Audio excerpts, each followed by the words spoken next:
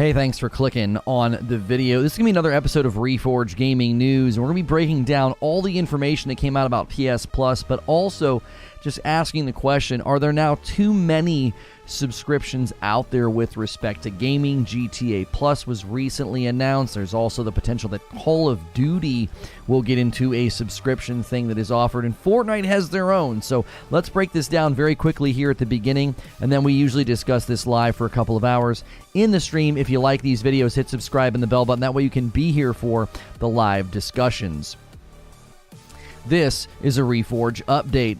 PS Plus Updated has been complete and announced. It's coming very soon. Basically, the PS Game Pass competition. If you want all the details, they'll be in this video. Make sure and hit subscribe and the bell button. That way you don't miss my upload. So we pulled this from Game Informer. They had a really great breakdown, and we wanted to make sure that we had a very clear breakout of everything that you can get with the updated version of PlayStation Plus that is forthcoming. Now, this was previously referred to as PlayStation Spartacus or PS Spartacus. That was basically just a code name or a placeholder. That is not what they are calling it. According to Game Informer, PlayStation has finally pulled back the curtains on its heavily rumored relaunch of PlayStation Plus and PlayStation Now, and as expected, it combines the Plus and the Now benefits. Okay, so how does it work and what are they going to call it?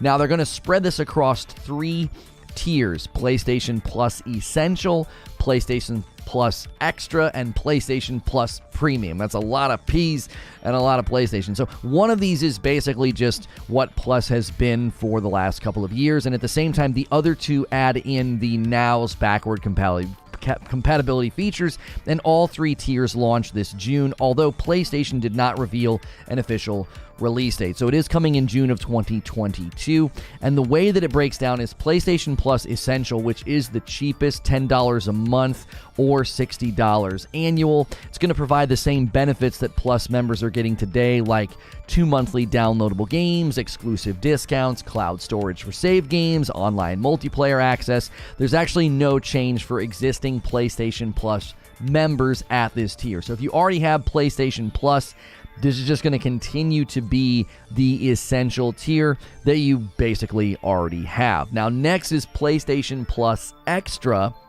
which will provide all the benefits we just outlined, but it's going to add a catalog of up to 400 of the most enjoyable PlayStation 4 and PlayStation 5 games, including blockbuster hits from PlayStation Studios catalog and third-party partners.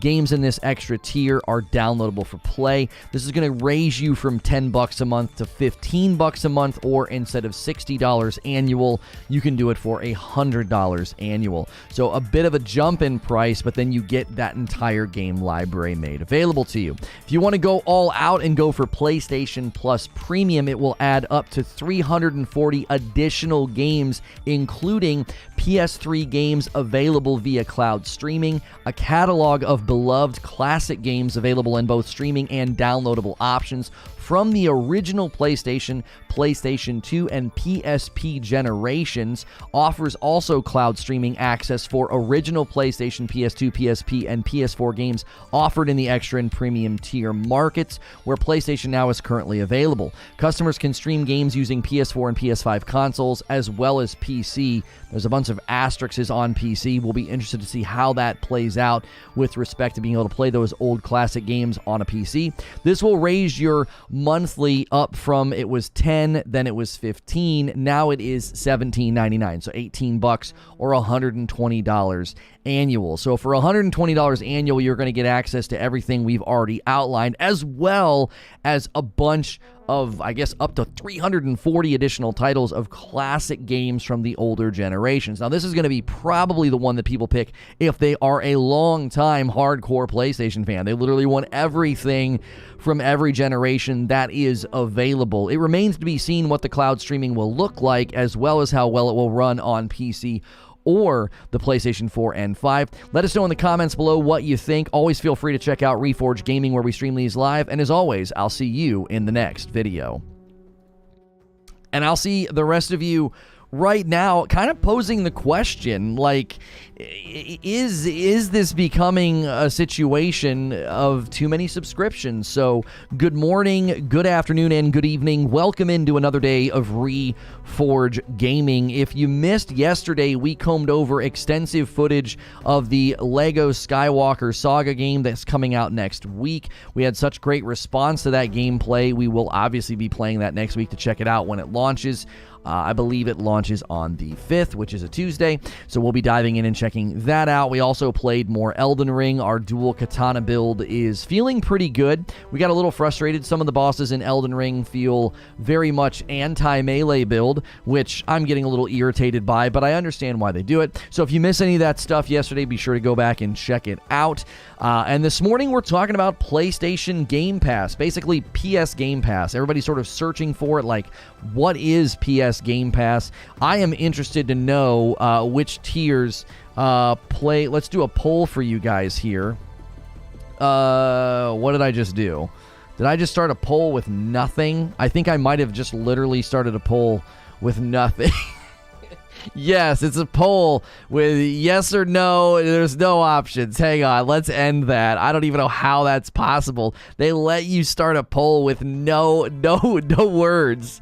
No words. Guys, yes or no? Come on, yes or no? All right, we had 2 yeses and 1 no. All right, okay. Golly frickin' what the heck. All right, PS Plus tiers, which will you pick? Okay, so well, let me pull up my document again. I want to get these words right, and I'll give an option for people that are like, I don't have PlayStation, right? All right, we'll go Essential, which is the $9.99 a month. There is is it Premium? Is that the next one? No, Extra. That's what it always makes me think of. Extra, which is the $14.99 a month. And then there is the Premium, which is the $17, right? That's $17.99 a month. And then none, right? None of the above, okay? So you're going to go with the Essential, the Extra, the Premium, or none of the above. PS Plus tiers, which will you pick? I still think that the Premium is generally designed, that's just got to be for the most hardcore PlayStation fans in existence. The idea that, like, they want literally the extra 340 old school titles. I mean, you're going way back. You're going back to PlayStation, you're going to PSP, you're going to PS2. And I mean, I can't, here's the thing. I can't imagine paying for that one, and I'll tell you why. Generally speaking, I do not enjoy playing old games, right? I just don't. For me, it always feels like they don't age that well. I always feel as if I'm not quite sure that people remember these games as accurately as they should. I think sometimes we just rose-colored glasses it up. It's like, well, these games are so amazing. And then you go back and play them, and you're like, yeah, not really. There's just all sorts of basic gaming standards that these games just don't have, right? It's like, what on earth? This game does not, have the features that I'm looking for. It doesn't really, I don't know. Yo, dudes, it's Yash, your local speedrunner. Oh, hi. It's good to know you're here. Annual fees like a steal at 120, says Jerry Main. Why do they have to cloud stream it? I don't know. I don't know if that's, it could be to combat, it's possible that it's to combat piracy. Maybe they're worried, with emulation. I don't know. I honestly don't know why you would have to stream it. Nerdmother was 7 months. Welcome back. Thanks for renewing your membership, Nerdmother. Christopher Wright renewing his membership as well. Welcome back, Christopher. I guess I'll stick with Essential, says Derek. I really want to play Infamous 2, for example, but I would rather just buy the license, not a temporary subscription for a bunch of other games I don't want. Yo, what's good, Feed? I see you in the chat. That's a take that a lot of people will have. They'll say, look, I don't want all these games, and I won't even own them. There's a lot of people that feel that way. you know? Guys, brand new day, brand new stream. Let's smash that like button. Get the next 20 likes. Let's hit 100 likes real quick. See if we can't have a solid, just pure gaming news day with no, you know, we're not just sitting here milking gameplay, you know. Let's have a good talk show. I think this is going to be a good subject, honestly. I think a lot of people are becoming, you know, passionate about this. The idea that there's a subscription seemingly on every single platform, every single game. You know, they just added GTA Plus, Call of Duty's considering their own subscription, and now we basically have a PS Game Pass coming in June. Jimmy Page, that's a name for you. I buy the PS every generation, then I barely use it. Honestly, don't know why. Thank you for 4 months. I don't know why you're not touching your PlayStation 5 right now. If I was not a streamer, I would be just soaking up so many of those games. So many good games. 13 months from Ganks. Sounds like I have a good reason to get a PS5 now. There you go. Mo says it's trash service. Not surprising you don't like it. I would need a reason why, Mo. This looks very similar to other things in the market. Eugene says it's not worth the investment. The only cloud is PS3. Well, that's not what they said. That's not what I read. And unless the quotes in Game Informer, I assume these quotes were pulled directly from PlayStation. The premium adds up to 340 additional games, including PS3 games available via cloud streaming. Oh, you're right. A catalog of beloved classic games available in both streaming and download options from the original PlayStation, PS2, and PSP generations. Yeah, so for some reason, PlayStation 3 is only available cloud. You can do download or cloud for PlayStation 1, PS2, and the PSP, but for some reason the PlayStation 3 games are available via cloud streaming only. I wonder why that is. That seems, there's got to be a technical reason for that, right? Why else would you specifically target that catalog and say that? That doesn't make any sense to me.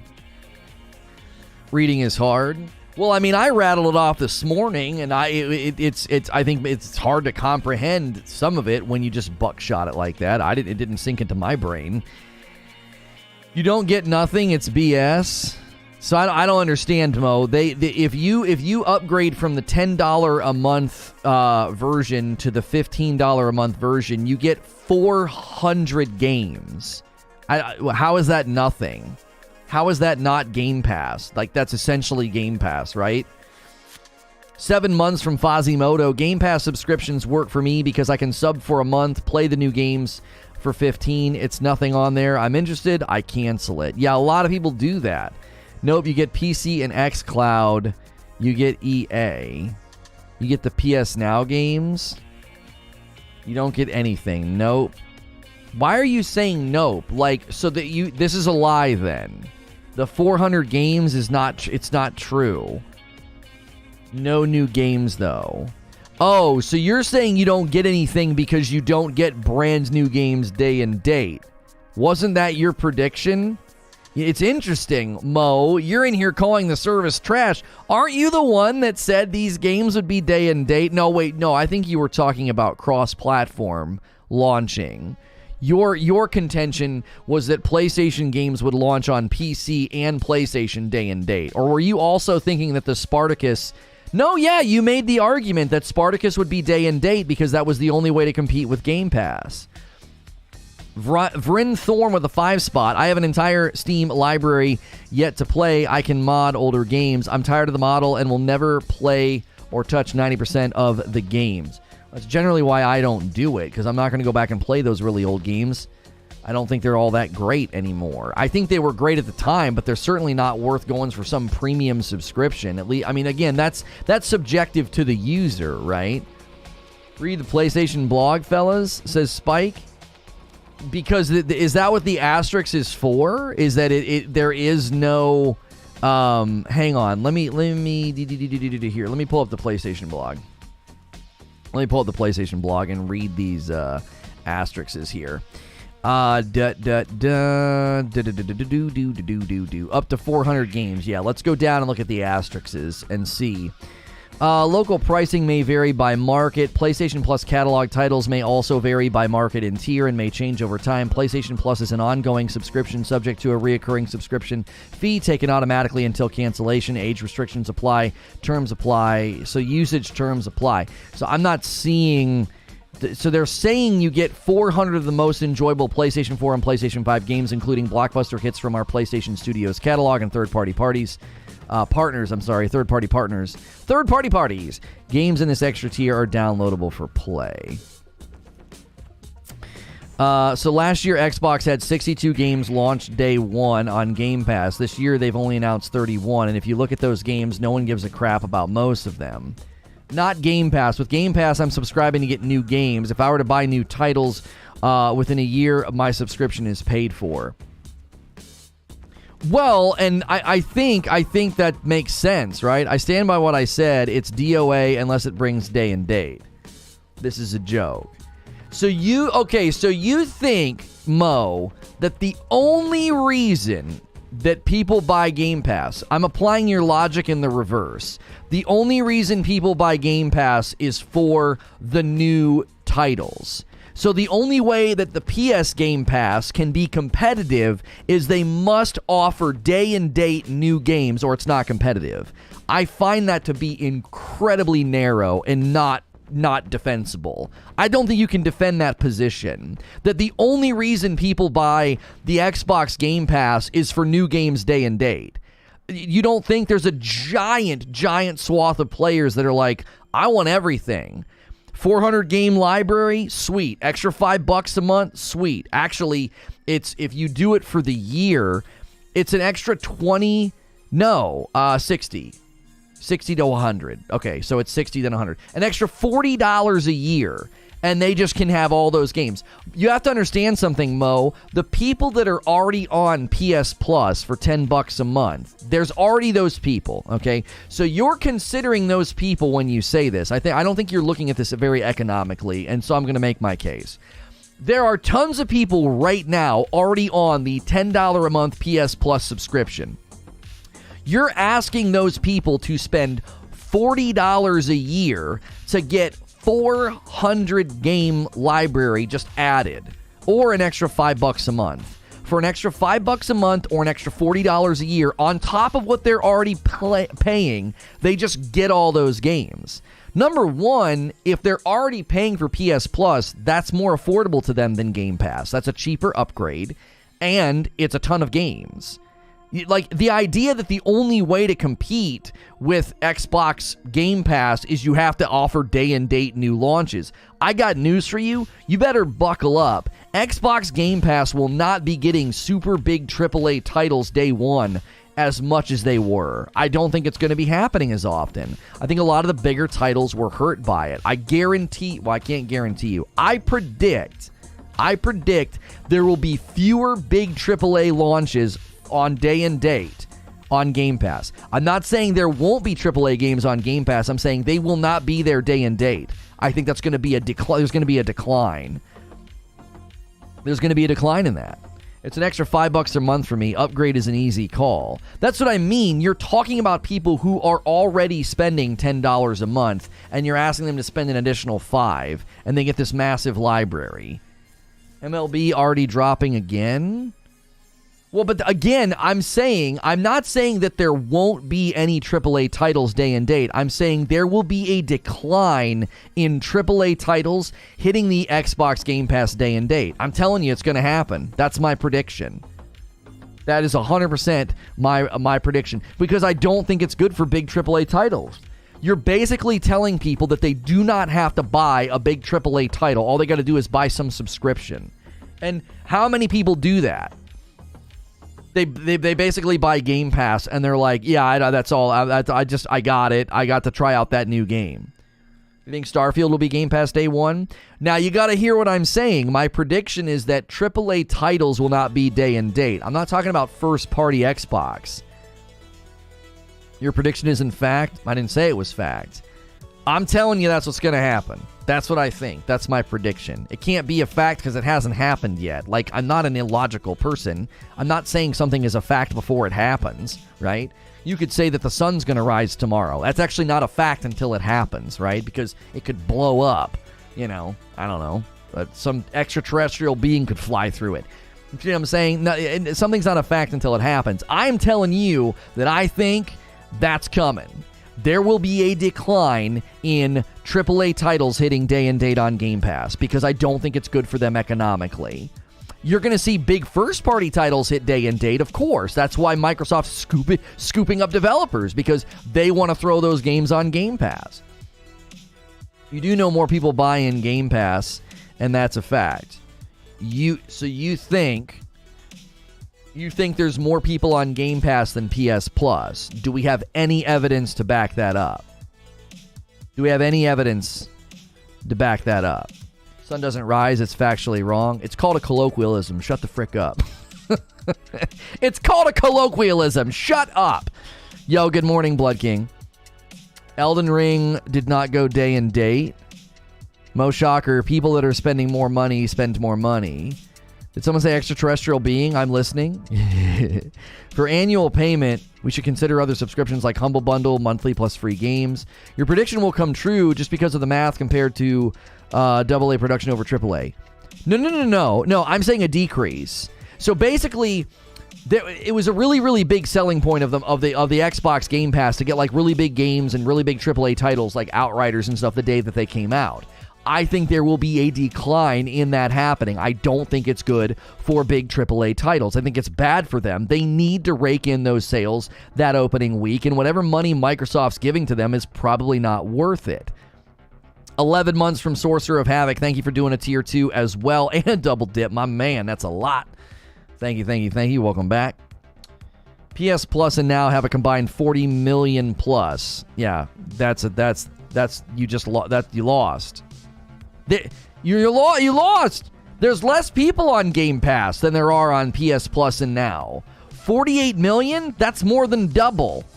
That's more than double what's on the Game Pass. You're talking about 48 million people that are going to be like, an extra $5 a month. Oh my gosh, an extra $8 a month from what I'm already spending.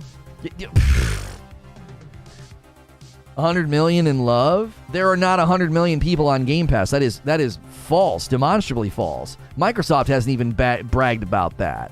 Xbox Live has 70 million. Okay, but that's not Game Pass. We're comparing the new PlayStation Plus being $10, $15, and $18 a month to Game Pass. That's what we're comparing. If you're going to compare those two, you can't compare PS Plus users to Game Pass users. What? Why not? We can only compare PS Now, right? We don't want to conflate terms here. Is that what you're saying, Robert? You can only compare PS Now to Game Pass, right? But that's the thing. They're combining it into one package now. And that's why I'm telling you, tons of people are going to do it. Okay, so PS Now versus Game Pass. Do we know how many people have PS Now? That is unfair to include PlayStation Plus. That's not a fair comparison. So we can only compare PS Now to Game Pass. What are those numbers? Because anybody who has PS Now is going to consider doing this. And that's where the money is. 3 million? 3 million on PS Now? PS Now is 5 million. And then, okay, so the rest of that number that Eugene threw out, 48 million? I don't understand. So they have that many PlayStations in circulation, but they only have 48 million people on PlayStation Plus and Now combined. PS Now was only $10 or more. PS Now users are automatic converts on Game Pass. Okay, so hang on. Let me think this through. So PlayStation Plus Essential remains the same. And that's what people are paying for to like be online and play against people, right? That's basically Xbox Live. So PlayStation Plus Extra for $15 a month, which is basically only $5 a month. How much is Xbox Game Pass entry price? If you're paying for Live, do they give you a discount on Xbox Game Pass? Because that's the comparison. That actually is a fair comparison. You can compare those two. You can say, look at how many people have PlayStation Plus. Those people can spend literally $5 a month and upgrade. Is it the same on Game Pass, just an additional $5 on top of the Live? Christopher Wright with a $10 tip. Look, it's common sense. AAA titles are terrible company-wise for studios, and also PS4 sold more than Xbox. So by that logic, there's way more PS Plus than Game Pass. Doom was 7 months. There's one thing Microsoft said and gave numbers on, is that people in Game Pass spend 50% more than they did before, and the service is healthy. I'm not questioning the health of the service. I think subscription services are very good for the consumer. I don't think they're unhealthy for the market or the consumer. ... Yet they could become unhealthy. I don't think they're unhealthy right now. Game Pass Ultimate includes live, and it's $15 a month. Okay. $15 for the top tier Game Pass, but that includes live baked in, does it not? So that's basically exactly what PlayStation Plus Extra is. $15 a month. PlayStation Plus is baked in. You get the now. Now is no longer a thing. You know what I'm saying? I vote premium in the poll because if it's like Game Pass. Yeah, let's check the poll. Already almost 300 votes. If you're new this morning, we want to know what you would pick. PlayStation Plus tiers, which would you pick? All the Xbots are like 42%, none of the above. So, no offense. You know I love you Xbox homies. I love my Xbox One. What's it called? Xbox One X. But let's look at the actual breakdown. Most people are picking Essential, $10 a month for 26%. Extra is in the valley at 12%, and then 20% picking Premium. So basically, people are either choosing between Essential and Premium. The majority of the people voting are doing that, right? PS doesn't include all games. Neither does Game Pass. That includes live, all games available in cloud gaming. There's no such thing as all games. Like, why are you using that phrase? When you do Game Pass, it's all of the games on Game Pass. When you do PlayStation Plus Extra, it's all of the games available in that catalog. There's no such thing as all games. That's not a thing. You don't buy something on the Xbox that gives you every single game in existence. So using that phrase is incredible. All first-party games? Oh, all first-party games. Oh, okay. So if I'm understanding what you're saying, D-Tom, now what you're saying makes sense. I'm like, what the frick? Okay, so you're saying all first-party Microsoft titles. How many of those are there? It's not a lot of them. Anyway, but you're saying on PlayStation, you're not getting all of the first-party titles. So you don't automatically get like God of War and Horizon Forbidden West and Ragnarok and Ratchet and Clank and Returnal. Is that the point that you're making? Is that on Xbox you get all the first-party titles, all 3 of them, and then on... I am not trying to be mean, but come the frick on. There aren't that many first-party Microsoft titles in the last couple of years. Where's the real value if you're not launching first-party titles? Now, I know what you're going to say. Because I love you Xbox guys. I do. I love you. And I know what you're going to say. Well, everything in the next couple of years. Starfield. Have you heard about Starfield, Lono? Starfield. Okay. So we could compare that value, and we could say that every single first-party title that comes out from Microsoft, you're going to get, and the PlayStation guys are not, okay? So we're not going to get Ragnarok, and we're not going to get Spider-Man 2, the wait is over in 2 years. Doc with a 5 spot. Microsoft claims they see an increase of pre-orders by 25% and franchise sales by 10%. In relation to Game Pass? That doesn't make any sense. So wait a minute. No. No, that doesn't make any logical sense. I'm not doubting what you're saying. Water Marlin, I forgot to thank you for your resub. Water Marlin with 9 months of membership. Besides the co-op issue, what are your thoughts on Wonderland? Same problems with BL3's early over-leveling is better. No, the gear levels with you. Tiny Tina Wonderland should have been called Borderlands 4 because it's better than Borderlands 3, and they hurt it by calling it something that sounds like a DLC. Yeah, Doc, I'm not... whoever tipped the $5. Doc, is that you, Dr. Disrespect? Anyway, that doesn't make any sense. Why would Game Pass be promoting pre-orders? That's stupid. With respect, if you're on Game Pass and you're pre-ordering games, you're an idiot. Why wouldn't you just wait and see if it's going to land on Game Pass? That's illogical. What? That doesn't make any sense.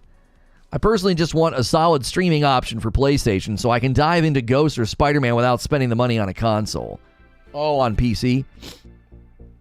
Yeah, that depends on how well it runs. Because Xbox needs sales. What do you mean it doesn't have first party? Says Eugene, who are you talking about? It's launching with God of War, Spider-Man, Miles, and Returnal. God of War, Spider-Man, Miles, and Returnal is all going to be on this? Where did you find that, Eugene? How do you know that? Because it didn't say, did it specify in that blog? All right, here's a good reference, says Fazimoto, for comparison. A good breakdown. It looks like at, holy moly, I got this freaking PlayStation thing up. Excuse me. In the blog. All right, hang on. Let me pull open the blog, and I'm just going to search for the word spider. At launch, okay, so the new here it is. He's not blowing smoke. Settle down, X-Boys. All right, at launch, we plan to include titles such as Death Stranding, God of War, Marvel Spider-Man, Miles Morales, Mortal Kombat 11, and Returnal. We're working closely with our imaginative developers from PlayStation Studios and third-party partners to include some of the best gaming experiences available with a library that will be regularly refreshed. More details to come on the games we'll have on our new PlayStation Plus service. So yeah, they're going to include first-party titles. Not all of them, but they are going to include some. Right? Starfield fans need to simmer down. Yeah, I hate to say it. I think Starfield's going to absolutely flop. I can't wait to be proved wrong. I think it's going to flop. It's just another game that seems to be selling me something existential, and I have so much doubt and skepticism about their ability to do it. They plan to include is not definite. Mo, with respect, stop it. Stop it, Mo. At launch, we plan to include. So you think they write that sentence and they're going to go back on it? Are you freaking kidding me? Are you actually kidding me? We plan to include. So you think that's like a tentative thing. They're like, yeah, we plan to do it, but we might not. There's no freaking way. There's literally no way that's how you're supposed to read that. That phrase does not always mean maybe. In certain instances, sure.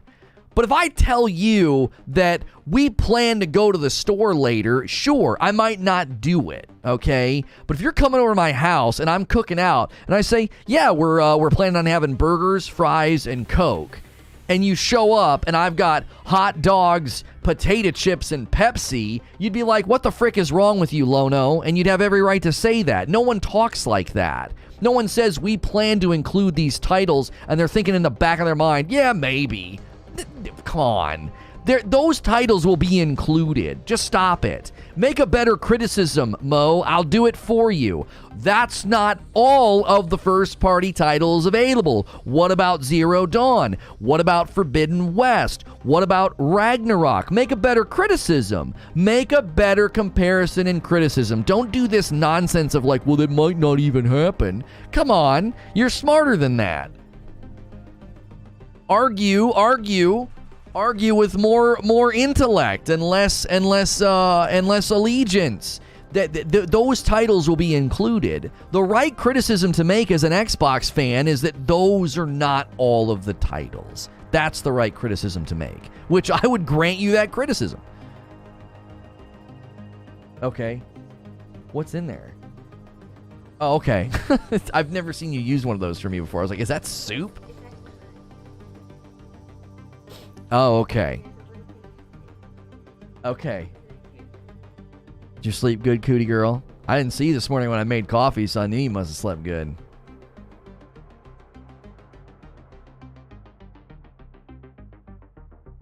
Do you want to know why? Take a guess why you're sleeping in so long. Because you're staying up too late. Just you wait until. Yeah, that's the worst. No, you can't go over there, kiddo. You can't go over there. You can't go over there. Robert says the PS subscription's awesome if you miss any of the new titles. PS collection is included, so those will be in there. No. They're not saying that. No, they're not saying that. The PlayStation Collection, as far as the games you're going to include, that's not going to include Forbidden West. That's not going to include Ragnarok or Zero Dawn. They're not even listed in the blog. They listed those because I'm telling you, those 400 games is not, I guarantee you they're not including every single first-party title. PlayStation handles their first-party titles a lot differently than Xbox. Do you want to know why? Because they have way more consoles in circulation, and they're more interested in selling intellectual property and moving consoles with first-party titles. And you don't do that when you give them away day one on a subscription service for $5 a month. So, there's literally no way Sony's going to do that. This is why when you predicted that, Mo, you said, well, the only way that Spartacus launches is that first-party titles land day and date. And I was like, no, they're not going to do that. And you said, well, then it's DOA. I'm telling you right now, that's not true. Comparatively speaking, this barely compares to the base Game Pass. Zero Dawn will be there. It's 400 games. It has to be there. Why on earth would they not list it in this blog? Forbidden West just launched. It's on everybody's minds. So they specifically name, they don't name Ratchet. They don't name Zero Dawn. They don't name Forbidden West. At launch, we plan to include Death Stranding, God of War, Marvel Spider-Man, Spider-Man Miles Morales, Mortal Kombat, and Returnal. Why are they listing those particular titles?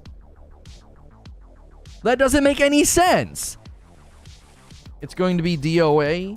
Yes, 120 million PlayStation 4s in circulation, and who knows how many PS5s at this point. And out of that console saturation base, which is significantly larger than Xbox's saturation base, you're right, no one's going to pay for this. It won't be a moneymaker. They didn't do any market research. Sony is stupid.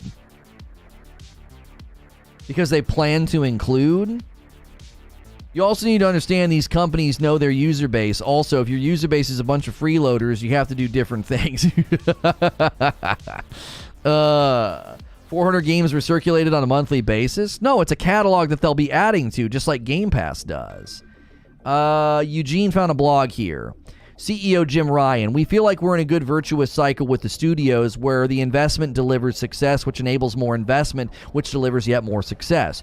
We like that the cycle, and we think our gamers will like that cycle. He continues, in terms of putting our own games into this service or any of our services upon their release, as you well know, this is not a road that we've gone down in the past, and it's not a road that we're going to go down with this service. We feel if we were to do that with the games that we make at PlayStation Studios, the virtuous cycle will be broken. Everything I just said, the CEO is saying. So either he's just dumb and doesn't know what he's talking about and doing, and so am I, or maybe we're on a similar economic wavelength that has been well established in the games industry, that they make most of their money the first 2 weeks. Big AAA titles will see a decline in presence on Game Pass. Write it down. This is so logical and sensible, and you can see it in the studio growth of so many of the first-party studios. Eugene, who are the two studios that we just referenced that grew because of their success? Who was it? It was a studio working on, is it Insomniac and then the other one, Naughty Dog? It's both Insomniac and Naughty Dog, right? The level of investment that we need to make in our studios would not be possible, and we think the knock-on effect on the quality of the games that we make would not be something that gamers want. Guerrilla and Insomniac and Naughty Dog, huge growth. Guerrilla, Horizon Zero Dawn. Insomniac, Spider-Man, and Ratchet & Clank. Naughty Dog. These companies have seen growth, and it's exactly what Jim Ryan is talking about. We feel we are in a good, virtuous cycle where the investment delivers success, which enables yet more investment, which delivers yet more success. We like that cycle, and we think our gamers like that cycle. They are seeing growth in their studios because of their business model, and you think they're going to break their business model because Xbox has 20 million people on Game Pass. It's nonsensical, my man. It's nonsensical. Sony is printing money. They're doing so well. So many consoles in circulation. Huge sales for their first-party titles. Day and date will happen. Keep reading. Keep reading what, Mo? He just said they're not going to do it. They're not going to do it. So he's lying? What? I don't understand. He says we're not going to do it. In terms of putting our own games into this service or any of our services upon their release, as you well know, this is not a road we've gone down in the past, and it's not a road we're going to go down with this new service. We feel if we were to do that with our games, we make it PlayStation Studios, that virtuous cycle will be broken. He's literally saying we're not going to do it. What do you know that he doesn't? He's the CEO at PlayStation. What do you know? They had 20 million sales for Horizon Zero Dawn and 30 for God of War. 23 million Game Pass subs ain't right. When you have literally a first-party title that sells as many copies as there are people on Game Pass, that's a checkmate. That's the end. There's no competition here. I'm not saying that Microsoft isn't a competitive platform and doesn't have great offerings. What I'm saying is Sony isn't even considering them in the equation. He's not even considering that. They're not even considering them in the equation. We sold 20 million copies of Horizon Zero Dawn. That's how many Game Pass subscribers there are. Do you think they give a hoot and a holler about Game Pass as a competitive subscription service? Well, we better put the next Horizon Forbidden West. We better put the next God of War on our Game Pass competitor. No, they don't need to. Their business model is different. There is more. He continues on to say he could change his mind. Yeah, if the economic realities change, I'm sure. He says, so I don't want to cast anything in stone at this stage. All I'm talking to today is the approach we're taking in the short term. The way our publishing model works right now, it doesn't make any sense. But things can change very quickly in this industry, as we all know. That's a caveat if their economic and business strategy needs to change and adapt, which it will, sure. Outselling the Xbox 2-1. Outselling the Xbox 2-1. I don't think their economic or business realities are going to change anytime soon. Even Game Pass saturation has slowed down. Day and date will happen eventually. That is an illogical conclusion. You are jumping to a conclusion. You're not deducing one or drawing one from what the man said. He says, I'm not writing anything in stone. Things can change. Oh, that means it's going to happen eventually. No, that's illogical. That's illogical.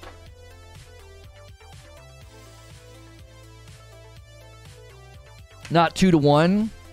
Yeah, it was 1.5 last year, and it's up to 2. It's up to 2-1. How many articles do we have to read about that?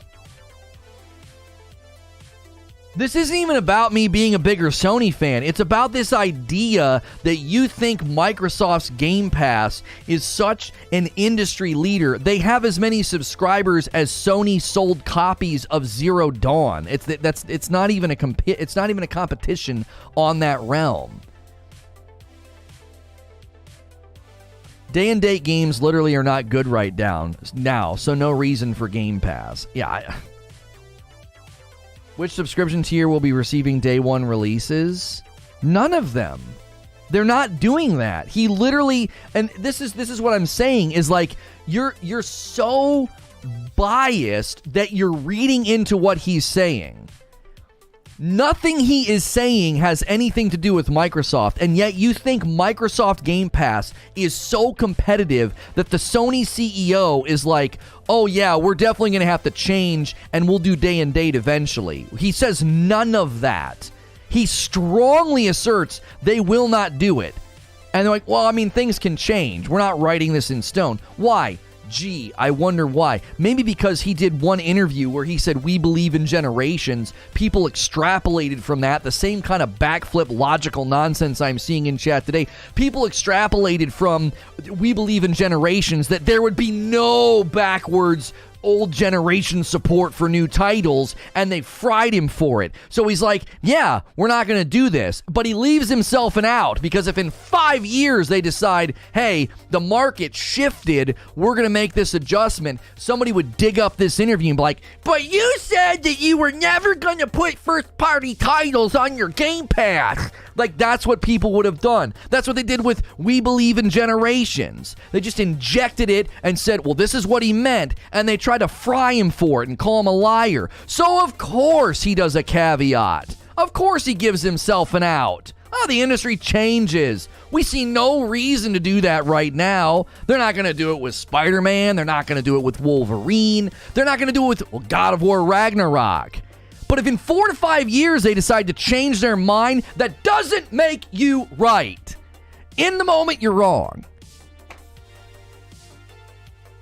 In the moment, you're wrong. You said they'd be day and date. They're not. Well, it'll be DOA then. What does that even mean, though? They have more consoles in circulation than Xbox. They have a larger consumer base. If a fraction of their consumer base upgrades for the $5 a month, it's profitable. Well, they're not losing any money. They're giving you old titles. Yo, it's good, Pure Lycian. Horizon Zero Dawn was discounted often and selling for $9.99 during the sale. It was on PS Now, and it was given away for free sometimes last year. It sold 20 million copies in the span of 5 years.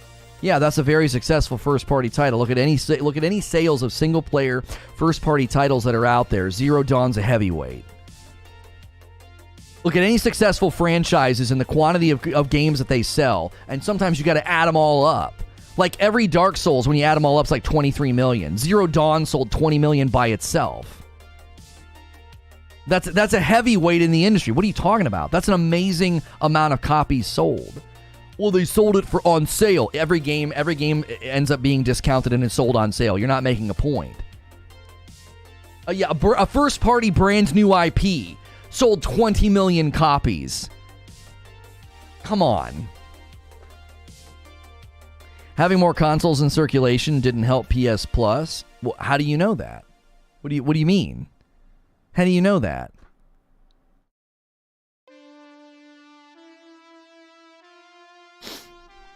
Think of this as half of the PS Plus upgrade. The tiers would still have more than Game Pass. I have an extra 20 million customers and each pay $2 less. B, I still have millions more than my competitors. That's what I'm saying. I think day and date games. Oh, I'm sorry. I already read that. Don't forget PC sales. I think the total number of Horizon Zero Dawn sales at 20 million is including the PC port. Hey, if you're tuning in, we get fired up. We get amped, right? I'm getting passionate. Mo is good for this. He brings this side of me out because he and you guys, you Xbox guys, blow me away. If you're enjoying the conversation, we're talking about the PS Game Pass, the announcement of combining PlayStation Plus and PlayStation Now or PS Now. Let us know at the top of the chat. Take the poll. Which version would you subscribe to? We're also asking the question, sort of in a tangential way. Are there going to be too many subscriptions out there? Is this becoming like Netflix, Hulu, Paramount Plus, Disney Plus, every Amazon Prime? Like, there's so many subscriptions out there. Is that where gaming is headed? 120 million users worldwide, 48 million on the PlayStation Plus, and now currently versus about 60 million users with 23 million on Game Pass. What competition? That's what I'm saying. Like, I just really don't see some of you guys see the forest for the trees. Sony's saturation globally is just mind-blowing. They're not. They have no... Their first-party developers are growing because of their business model. There is literally no way they're going to divert from that unless they see an insane groundswell of people going up to the highest tier of their PlayStation Premium or whatever the mid-tier one was, and then they see all those people churning out and saying, I don't like this because the first-party titles don't come. And if that happens, they'd have to weigh that economic loss against the potential economic loss of putting big AAA first-party titles on the service day and date, and what that would do to margins. And if that hurts the margins, that hurts the developer's expansion, that hurts the next project, and it hurts the virtuous cycle. It's not as simple as just looking at Microsoft and saying, oh, but they do day and date, we need to do day and date. It's so much more nuanced than that economically. You can't think that simplistically about this. You simply can't.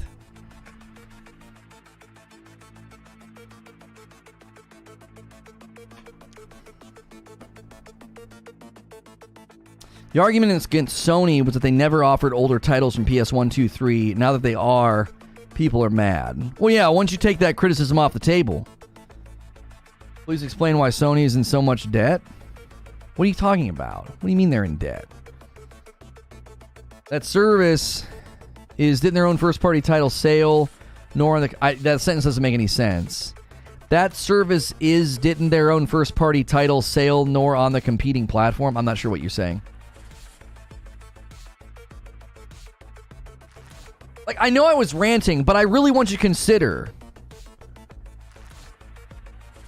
You should see the Twitter Discord. I don't know what you're talking about. I really want you to consider what I'm saying.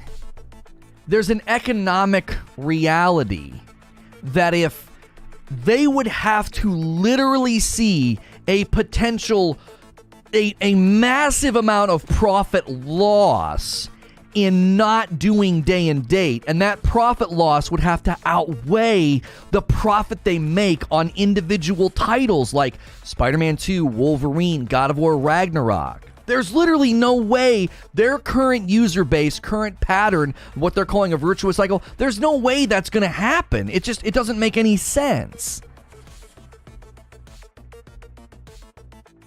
Sorry for a stupid question. Do you see Microsoft changing their Game Pass strategy if the PlayStation plan turns out to be a success? No. No, Microsoft's on a different path. That's why these comparisons are so fruitless. It's such a different approach. Microsoft is attempting quite brilliantly. I actually really like Microsoft. I think they're a brilliant company. I think their fanboys are deluded so much of the time. That sounds insulting. I think the people that love Microsoft go off on trains of thought that aren't backed by facts. They just, we got all this. And it's not backed by anything. I actually think Microsoft is a brilliant company. But Microsoft's on a different path. Microsoft is attempting... What the frick? I have, like, something in my mouth. Got it. Some facial hair problems. Beard hair wanders in there and decides to become, a tenant. Microsoft's strategy is to blur the line between console and PC because it has the potential to make their platform global and massive, okay? Their strategy is to blur that line with an ecosystem of value that once you are in, you cannot live without.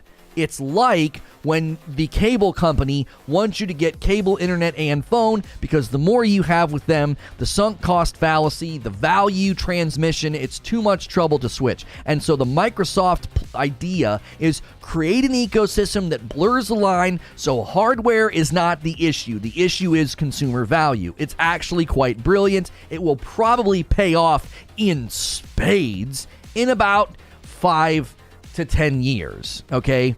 Their platform will no longer be Xbox. Their platform will be the Xbox ecosystem, so they can approach a developer and say, if you work with us, if you work with our dev tools, if you launch your game on our system, if you do this, if you do that, blah, blah, blah, this is where your game can land. It doesn't just land on the Xbox One or the One X or the One S or the 8X or the XXX or the Triple X or the Double X or the 2x X or the 2x Champion or the 222 or the 555, whatever the frick they name their consoles from here on out. It won't just land on the consoles. It will also land on the ever-growing PC ecosystem that's attached to it. And the PC gaming world is set to just absolutely grow and explode at an insane rate. And Microsoft will be standing there on that entire platform. Do you think this is where you're going to make better comparisons? Why do you think Sony is putting games on PC? Why? Because they see what Microsoft sees, but they're approaching it differently. This is why you can't just say, oh, Game Pass this, Game Pass that, Sony's service sucks or is bad or is going to be DOA. They're taking completely different approaches to the technological global economic realities that are facing the gaming world. They're attacking them differently. They both see the same trends, they're just approaching it very differently. Rissick with a $10 tip. I know for me, I'm more excited to play the older games that will be on the plan, and for the newer games, I'll just buy the ones I want. And who made Lono go off? Thank you for the 10 spot. Oh, this topic always gets me amped, because people make such just terrible arguments and such terrible comparisons. Like, and you make me sound like a Sony fanboy. I'm not. I love both companies. I think both companies are bringing lots of value to the gaming world. They're just doing it in completely different ways. So to compare them is just silly. At this level, you can compare them, but to compare them at the Game Pass level, I think is just utterly silly. Love the shirt, brother. Hope all is well. Yo, what's good, Wolvie?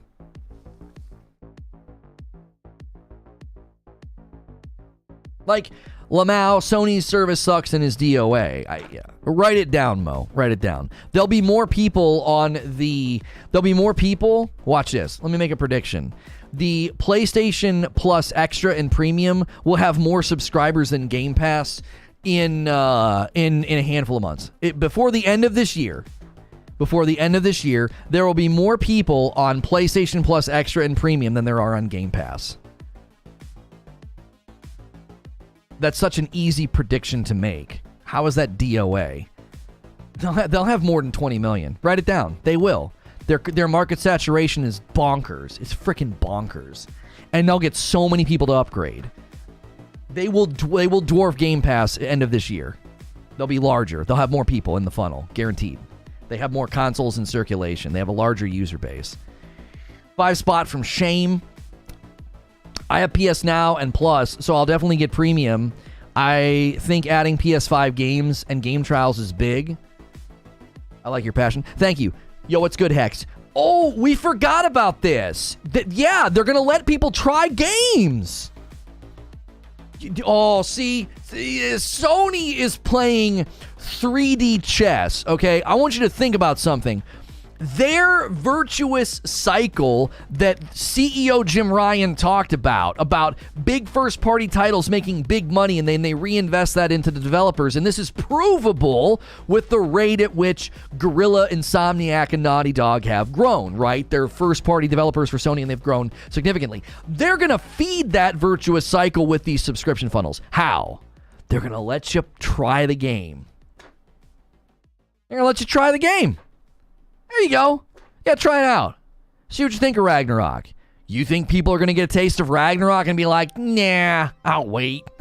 No. They're going to play it right there or buy it right now. They're playing 3D chess, bro. They're going to use the same mechanism that Microsoft uses, but they're going to use it to sell first-party titles. That's like 900 IQ plays, bro. Oh, and let's not forget that then 18 months later, they can kick it over to the largest gaming platform in the world, PC, and sell it again. Here's Ragnarok 18 months later. Just printing money for these studios, bro. Easy HD Tech with a $5 tip. Excuse me. Sony is not putting the U.S. market desire over its global consumer base. U.S. gamers really believe they make up 99% of the Sony gamer market share. Yeah, you got to consider, this is so, we're going to get into this afternoon. We're going to be talking about the Lord of the Rings Amazon series and why it's going to flop. And I think it's going to have something to do with what Frank Gore talked about, how the cinema market is so much bigger than the West. And same with gaming. The Sony market, their dominance in the Asian market, you just can't ignore it. You can't ignore it. It's so big. You got to think too, like they have such a loyal base. All those people They're going to see all those old games, and they're going to be like, oh my gosh, I'm going to upgrade for that. Oh my gosh, I can play that game? I haven't played that game in an age. My hair is a daggum disaster today. Lono, the only pushback I have is that this service doesn't seem as beneficial to consumers. I get that a direct comparison to Game Pass isn't relevant, but when looking at the value to the consumer, well, I would think that Jim Ryan's pushback would be the one that I think is the best pushback. Their virtuous cycle delivers better value. Who has delivered better first-party titles? Just wait. Just look, last 5 years. Frank Gore, like the presidential candidate? No. He's a film buff guy. Like, Sony's virtuous cycle has delivered more value to the consumers. How many amazing first-party titles have you got from Microsoft in the last 5 years? How many? It's not that many. PlayStation just keeps nailing it. Wham, wham, wham, wham, wham. Shane with another $5 tip. And then after kicking first-party games to PC, they'll throw it on subscription. The first-party games for Sony going to sell subscription. Yeah, it's great. It's a great cyclical cycle. It's freaking brilliant. I gotta give my Jimmy John's order to my wife for my that's Phil. Country Club for me. Hang on. There we go. Hellfire with 13 months. Welcome back. He says, frick. It's just a cash grab by Sony. Come on. That's my favorite. Is it Frank or Chris? Is it Chris Gore? Did I say Frank Gore? Is it Chris Gore? Hang on. That's the wrong app. Hang on.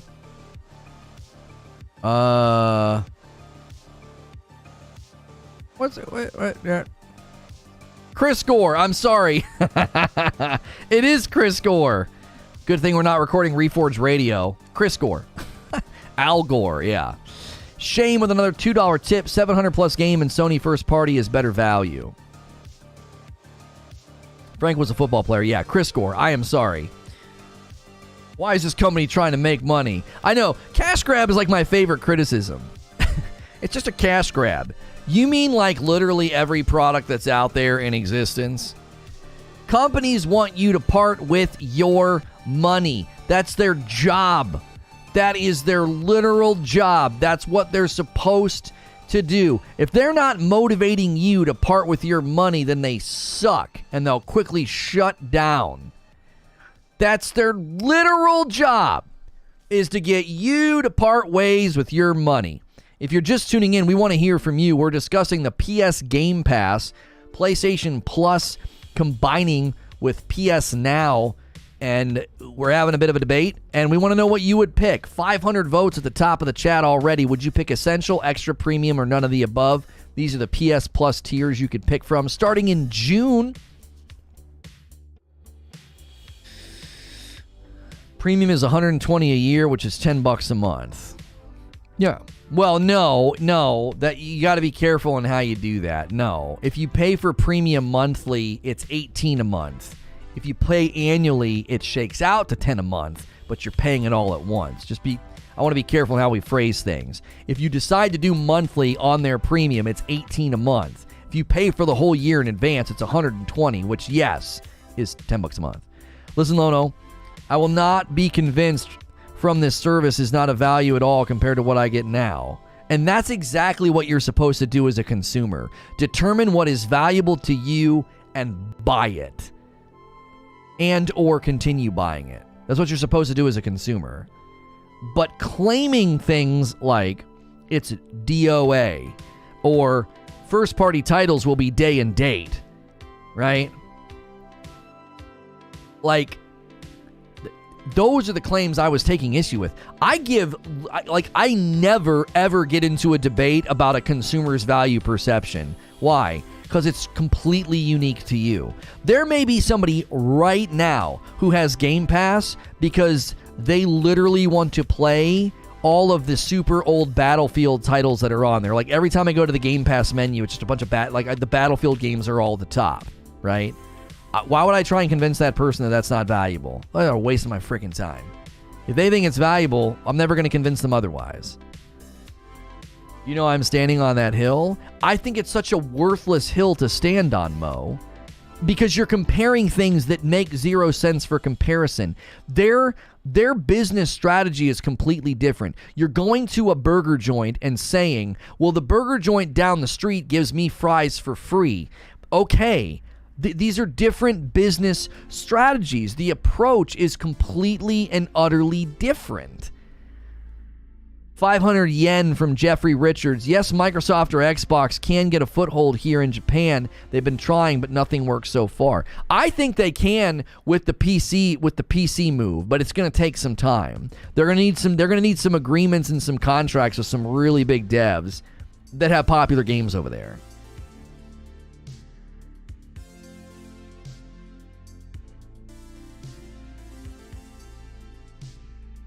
Like, the key here, I think the key here is, like, this is just going to be better for Sony titles. Like, that's the thing. The approach by the business is different, Lono, but the way the consumer perceives the product launch is almost identical. No, it's not. You think there's a coincidence, Demetrius, that all the people that are poo-pooing this probably don't even own a PlayStation? They probably haven't even played any of the titles we're talking about. They haven't touched Spider-Man, Miles Morales, Death Stranding, God of War, Returnal, Ratchet and Clank. They don't own a PlayStation. So what difference does it make? It's like a vegan telling a steakhouse that they think their menu sucks. Who the frick cares?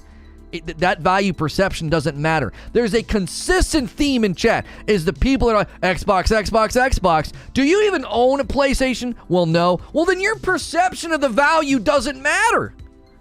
It couldn't matter any less. You don't even own the platform. You don't even play these games.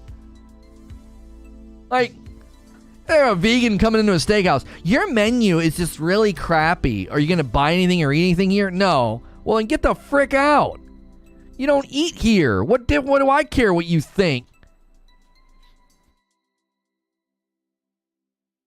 Like, you think a company that has way more consoles in circulation cares what the other people think? Do you see what I'm saying? That would be like somebody who wants to watch a VTuber coming in here and being like, I really don't like your content. I don't like seeing your face. Like, why would I care what they say? You don't consume my content. You go consume a VTuber then. Doesn't make any sense to come in here. Laughs in PS5. Some people just overvalue their own opinion. There's two convos, says Eugene. Subservices in general are providing value for older games and indies, and two, subservices are a delivery for blockbuster games. One is undeniable, two is up for debate. And the economics don't look good for number two. Yeah, ask Outriders about their royalty check. Ask Outriders how launching on Game Pass went for them. Ask them.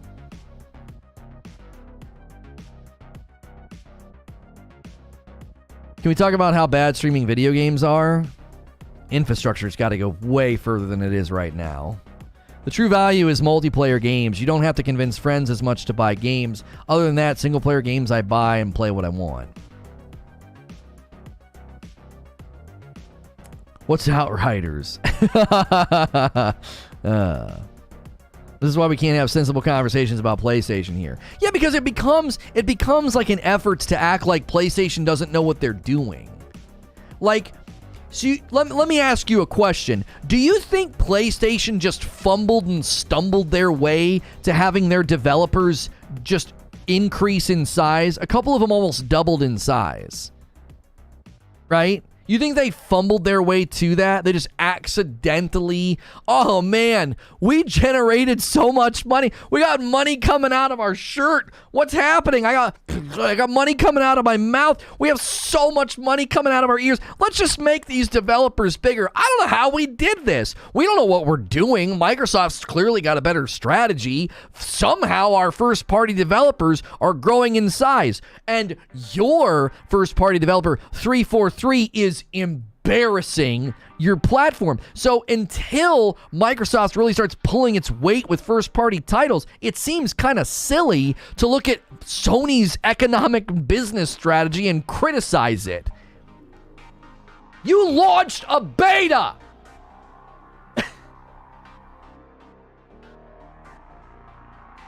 You launched a beta after 5 years or however many years it was in development. You launched a beta.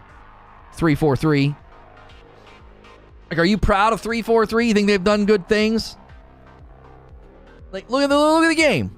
Look at the player saturation. Look at the response. You launched a beta. Sony's studios are doubling in size, and you launched a beta. You had to bring in Joseph Staten just to get a minimum viable product to market. Why are we attacking 343? It's a first-party developer under Microsoft's watch. You know, see what I'm saying?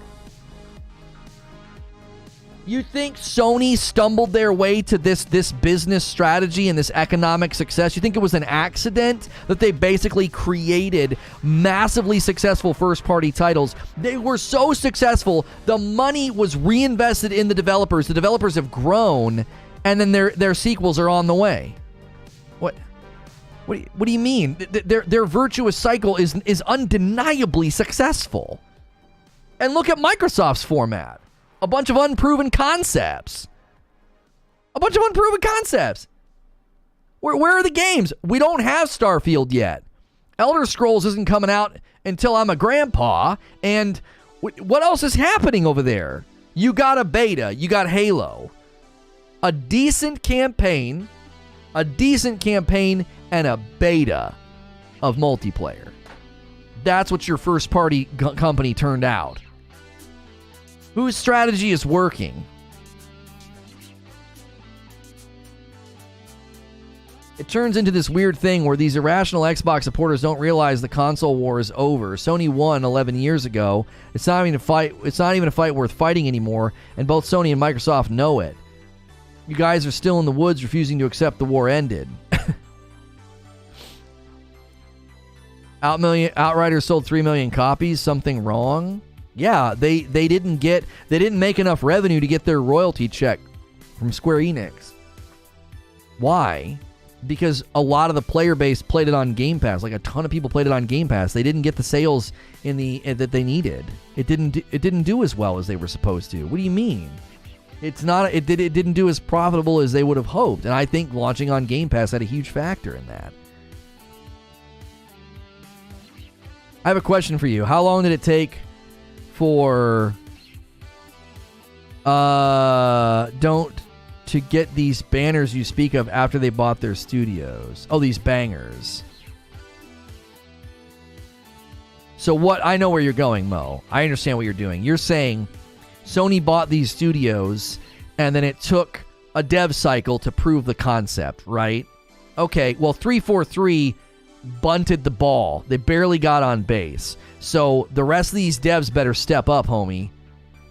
You know that if the next first-party title from Microsoft comes out of the gate the way that Halo did, come on, bro. Like, what are you going to say then? Oh, they need more time? Like, the Housemarque, Returnal, wham, out of the park. Freaking home run. They didn't buy the studios, Mo. They built most of them through years of partnership. Yeah, I do think it's a little bit different than just buying up studios. It's not exactly the greatest comparison, but I understand and track with your logic. Your logic being, it took time. That's your logic. I think that's fair. I think it's totally fair to say. Look, man, Sony spent years curating and building these companies and these titles up. They didn't do it overnight. Now Microsoft's trying to do the same thing. Okay, well, Halo did not really put points on the board. So Forza, okay, sure, great. There's your one. You know, there's a big market for car games. I'm sure that game's pretty profitable, and Sony ain't looking so hot with their car game. Okay, so Forza gets a nice homer. They get a nice point on the board. Gears of War? Is Gears of War considered a first-party title? Yeah, I guess it is, right? Because you can play on a PC. Yeah. Gears 5 did well. Gears 5 did well. It wasn't really a part of this console cycle, though. Or was it? When did that game come out? It was actually really good. I really like the latest Gears. Was it a part of this console cycle? Did I play that on my Series X? I can't remember. I played that on my computer. Didn't I? That was all Epic?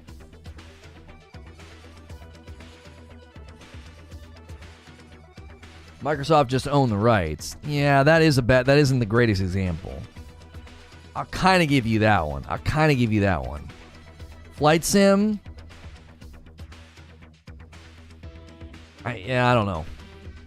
Microsoft's just looking shaky. They're looking shaky. I'm telling you, I said it earlier, I think Microsoft's concept is actually quite brilliant and could absolutely pay off big time in 5 or 10 years. Right now, you cannot. This is the point that I'm making. I think some people are misunderstanding me. So let me walk this back a little bit and say it in a different way. Microsoft's strategy is definitely, I think, in a slow burn right now, and that doesn't mean the fire won't get hot. That doesn't mean it won't be incredibly lucrative and profitable. Microsoft is not a stupid company. However, Microsoft's strategy and approach is not even close to being an indictment of PlayStation's strategy and approach. PlayStation is absolutely killing it. It's undeniable. You can look at sales numbers, you can look at market saturation, you can look at the growth of their developers. They are banging on all cylinders. So it seems ludicrous to me to look at Microsoft's unproven concept. It's not proven yet. It hasn't been proven to be good for them or to be good in the long term. I believe that it ultimately will be, but it hasn't been. You cannot take their slow burn strategy right now of growing the Microsoft ecosystem and act like, yeah, Sony PlayStation Plus, yeah, it's dead on arrival. This is crap. They're not doing day and date. They're not doing first party titles. Microsoft has absolutely no ability to do that right now. As a fan of Microsoft, or you love them, or you think everything they're doing is great, there is nothing about what they're doing that is an indictment of Sony's strategy. That's the point that I've been making. Both of these companies can be amazingly successful with their strategies, and the success of one is not an indictment of the other. Game Pass has been doing well. It's growing. It's saturating their user base. That's great, but that doesn't mean that the other platform has to do the same thing or it's DOA. Microsoft should drop some heat if they want to compete. They just spend money to get games on Game Pass. I think that's a general... This is one of the reasons why I think part of what Microsoft is doing, and this is one of the reasons why I'm predicting there will be fewer AAA titles on Game Pass day and date. If they're not first party, there will be less. Do you want to know why? Because it isn't working. I don't think it's working for the developers. I don't think it's working for the launch of the games. So they're going to start saying no.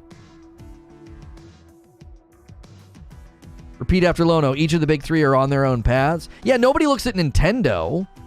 Nobody looks at Nintendo and says, oh man, Nintendo's strategy, bro. Oh man, these other companies, dude, they're DOA. They're not going to make it. They're not going to make it, man. There's look at what Nintendo's doing. Nobody says that. Why? Because Nintendo's strategy is like 100% different than what everybody else is doing. Nintendo always pushes some level of, mechanical innovation, and then they push out their first party. Like that's Nintendo's strategy. And look at how well it works for them. Nintendo doesn't count. In what universe does Nintendo not count? Have you seen the Switch sales saturation? How does the Switch not count? Switch Online with 33 million subs on their service. How do they not count? They can sell you cardboard. They're the Godfather. How do they not count? They're crushing it. 5 spot from East Coast Overlord. As a PC player, I hope both companies compete harder in my market. The more they fight, the more games I get on my PC and Steam Deck. There you go.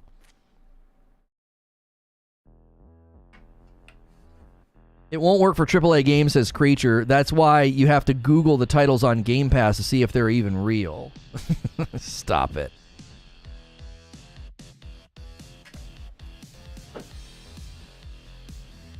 Nintendo games are selling more than Xbox and PlayStation. The Nintendo Switch saturation in the market is absolutely insane.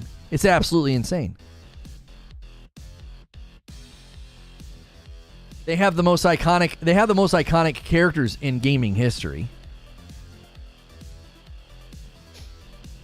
Nintendo can slap a new color on the Switch and people will gobble it up with the millions. Yeah, I think Nintendo's untouchable. Nintendo is untouchable. They are literally in their own universe. They orbit around themselves. Like, nobody even touches them. What are you going to do to Nintendo?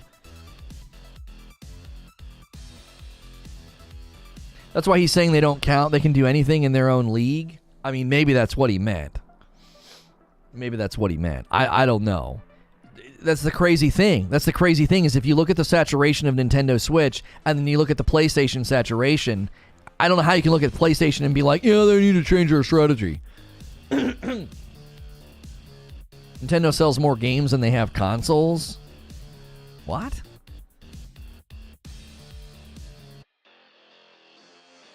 Nintendo is killing some of the day one releases still go for full price. The new Zelda will outsell any other first-party title out there. Yeah, probably. It's unfortunate it got delayed, but I knew it was coming. Their online plan is a train wreck, still making money. Oh, it's terrible. It's terrible. And people still buy it because it's Nintendo. All you got to see is Mario, and you're like, I'll do it. What's this? This is it's a Mario game. What are you doing it? It's a gardening game. Oh, okay, I'll play it. Mario Gardening. You see what I'm saying? That's not even a game, and they could make it, and people would freaking play it. You just make Mario do it. You know? I don't want to play that game. That game's stupid. You don't like playing bowling games? No. Bowling games are dumb. What about Mario Bowling? Oh.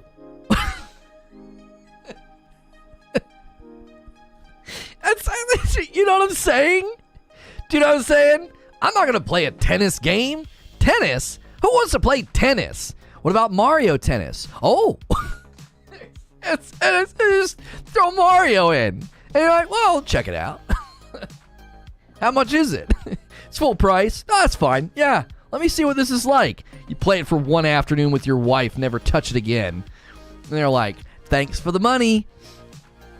East Coast Overlord. Do you see the Steam Deck thing a chunk out of Nintendo? No. It's difficult to legally ROM dump, but once done, games can run better than on the Switch. I don't know. Steam Deck's got potential once other people start making stronger peripherals. Like, as its own, no. But you start getting like an Alienware Steam Deck. You start getting like people making their own and making them crazy strong. Yeah, maybe. The PC market's crazy. Get it really economical, you know? Get it really economical and powerful. That'll be the test. That's the test that the consoles went through. It's got to be strong and economical. Whew, that's tough to do. Yeah, I won't play FIFA if you paid me, but Mario Soccer, let's go. That's right. I hate soccer. I won't watch soccer. I won't play soccer. I won't even kick a soccer ball if I see one on the ground.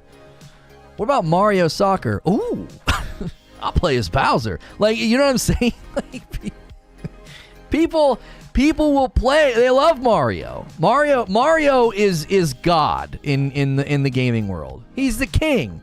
He is the undisputed champion. A little goofy plumber. It's crazy to me. It's crazy to me how iconic he is. It's not just soccer though. I'm doing a bit, obviously. I know that you're not just playing soccer. I know Bowser can like call down fireballs and Yoshi will eat the ball and spit it at you. I understand it's arcadish, but still, the point stands.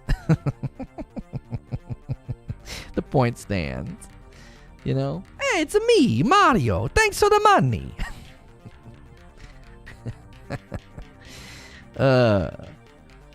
Actually, the new Starfield trailer was pretty fire. See how phenomenal the robot looked?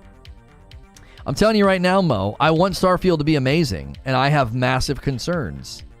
Massive concerns. It has all the hallmarks of a game that's going to trip on itself.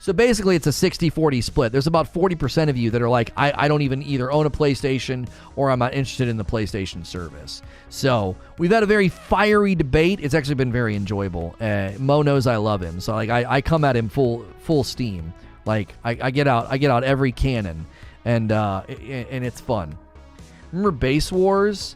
Baseball with robots that could murder each other. Yeah, and there was the one guy who like he looked like Johnny Five Alive, and he could like roll. Wasn't he faster? He had like the wheel, and you'd want to use him to get on base. And then there was like the really big guy that you would like try to use to get home runs. All the robots were different. I remember that freaking game.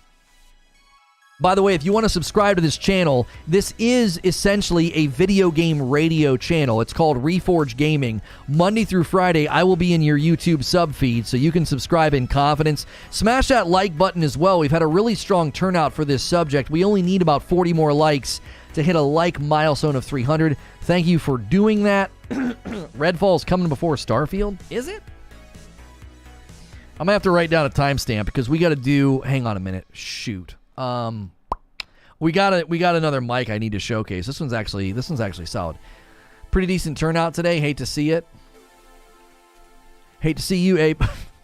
Did you guys see me curse at Abe yesterday? Did you guys catch that? Oh my gosh. I was kind of mad at myself after. I was like, dadgummit. Dadgummit. Where's this new microphone? Here it is. Here it is. And it's the Q9. It's the Q9. Gotta pin this. Tonor. The Tonor Q9 can be purchased here. Dadgummit! Why does it do that? I've never had... Have you ever had boxes in your browser do this? You drag outside of the box, and it closes the whole thing. Knifebot's dashboard does that. It's so odd. Okay. Redfall doesn't have a date. They only said summer. As a Halo fan, please stop reminding me how much of a failure 343 is. It's making me sad. Oh, golly. It makes all of us sad. It makes all of us sad. Like, as a gamer, I'm really sad. Isn't this amazing what I'm about to do? Watch this. All right, let me get a timestamp. We'll do this. It's not. This is such a bad idea. 1:31:30. All right, 1:31:30. So if you're looking for like a day-to-day microphone, okay, we did a Tonor microphone before that was more of like a desk sitting one, Skype calls, Zoom calls, things like that. They sent me another microphone. It comes with a boom and it comes with like the shock mount, and it's the Q9. I'm going to give you a brief sample of it, okay? It's not going to sound like mine going through a mixer and a cloud lifter, but this is actually a very good sounding day-to-day USB microphone. All right, so this is a microphone check of the Tonor Q9 microphone. Good morning, good afternoon, and good evening. So that is what it'll sound like. Again, you're doing day-to-day calls. You're doing Skype calls, Zoom calls, things for business. You can use the Tonor microphone command, or I'm sorry, the Tonor command in chat, or use the Tonor link below. You can use the Tonor link below if you would like to check this microphone out. And that sounds like a newscaster. Way better than the other one they sent you. The other one they sent me is like the entrance level microphone. If you just want something that's not your webcam microphone. This one right now is $55 on Amazon. All right. It comes with the boom that you saw me pull it out on. It comes with a pop filter. I didn't use the pop filter. I don't like pop filters. But it comes with a pop filter, and it comes with the foam that you put on top of it. And it is a USB plug and play microphone. So check out the link below, or use that Tonor command. Very affordable day-to-day microphone. Reporting remotely, our man on the street, Lono. Yeah. Yeah, it's not bad at all for a $55 USB microphone. You know what I mean? You sounded farther away. Well, Necro, it's not going to sound right in Discord. If you were listening in Discord, is that where you're listening? Yeah, Necro, I didn't switch mics in Discord. It's not possible. I mean, it is possible. USB-C, it's just USB. It has its own cable. Guys, don't forget there's a variety of ways to support the stream. If you want to become a paying member, you can click the join button, or you can use the join command. You can use the join button or the join command to become a paying member. $5 a month gets you a badge and emotes, and it does support me directly. Also consider buying some coffee. This is not a sponsor, by the way. We have a light roast and a dark roast. The light roast is probably the most drinkable because it's got balanced acidity and more caffeine because it's a light roast. The dark roast is just roasted up a little bit more, still balanced acidity, but a more full-bodied taste. If you've never tried our coffee, people in chat will tell you how good it is. A lot of people, this is all they drink now. So be warned, if you buy my coffee, you're likely to keep buying it and only drink it. That's the way my wife is now. She only drinks our coffee. She doesn't go to the local places anymore. Also, I'm always wearing a shirt from 80s Tees. You can use the shirt command or go to 80stees.com. Just use code LONO for 30% off. A nice big discount. And then don't forget about the displays behind me. And my glasses are from Gunner Optics if you're looking for blue light blocking glasses. These are very comfortable. They're big. They're stylish. And I also have sunglasses that we don't show off as much. If you're looking for sunglasses, where did I set them? Where are they?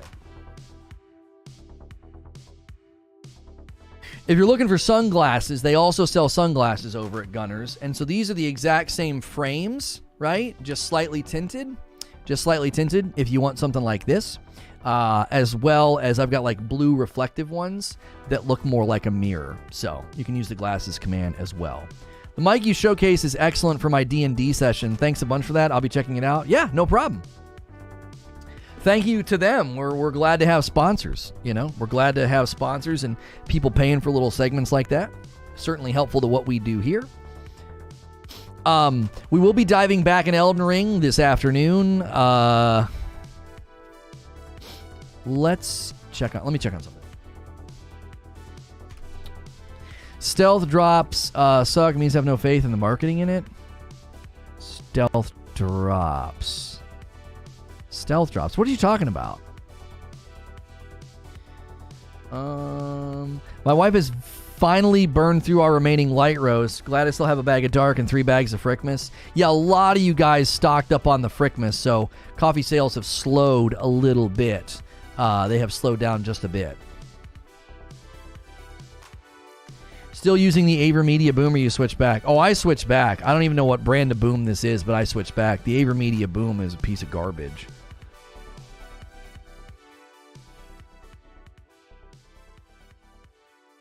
You gonna play Lego Star Wars? Yes. Stealth drop when they announce something and say it's available right now. Oh, who did a stealth drop? I don't understand. JB says, Abe gets under your skin more than Long got a gun. Long, his name was Long. Guys breaking protocol on MW3 and Clan Wars. Oh, golly. Yeah, I got heated back then. Yeah, I snapped at Abe. You know, the funny thing was, I didn't snap at Abe because I was that angry. I snapped at Abe because I hadn't been getting very angry. Do you know what I'm saying? I'd like been keeping it chill and been keeping it cool. And then like the first time I got irritated, like he said something, he's like, bro, he DM'd me to like say, hey man, I wasn't watching it. You know, I'd only been in for about 45 minutes. Yeah, I got heated. I snapped at him real quick. It was a family affair, all right? It was a family fight. Xbox stealth drops a lot of their games, TBH. I used a USB mic once. When I talked into it, people could hear me. That is, man, that's a thrilling story. That is thrilling. It's like Stephen King wrote that. Lono, will you do the Nocrin main boss today? Yeah, maybe. Wait, what did I fight yesterday? That wasn't the Nocrin main boss? That crazy, insane thing that I hated that did all the AoE attacks? If you guys are just tuning in, we talk about a lot of different things. We've spent about an hour and a half debating PS Game Pass, Xbox Game Pass, like the PlayStation Plus update as they combine it with PS Now. And it's been really, really good debating this with you guys this morning. We're also kind of asking the question, I'm curious what you guys think in chat. Are there too many gaming subscriptions out there, right? We cover variety gaming news here on this show. And this one we shot out of a cannon, but unfortunately, I think the topic's running out of steam. Running out of steam. There's only so much we can talk about. It was a really good debate, though. It really, really was. I'm curious, though, if we want to shift the debate a little bit. Do you guys feel that? Do you feel there is a rise in maybe too many subscription services out there? Natural born of the void to you? Huh? Too many subscriptions, period. Too many games, but few quality games. The Noxtella main boss, Nokrin, is where the Mimic fight was. Too many subscriptions, period, gaming and otherwise. Yeah, the market is shifted, right? If you want to watch every show, if you want to watch every movie. My wife and I right now are going to have to sign up for Paramount Plus because we started watching Star Trek The Next Generation, and it's moving in 2 days to Paramount Plus. It's on Netflix right now. It's like, it's such a bummer. It's such an absolute bummer when something like that happens, especially when there's that many seasons. We're really enjoying it. Creature wants to know my general take on individual games getting a sub. So here's my thought on this, because like GTA Plus, did their thing. Call of Duty's considering doing one. No, the coffee is not whole bean. It's pre-ground because we have to order it in bulk. So I get like 500 bags at my house at once. So we can't do like half full bean, half not, right? But then you'll get to watch Picard. We watched season 1 of Picard, so we're going to finish Next Generation, and then we'll dive into season 2.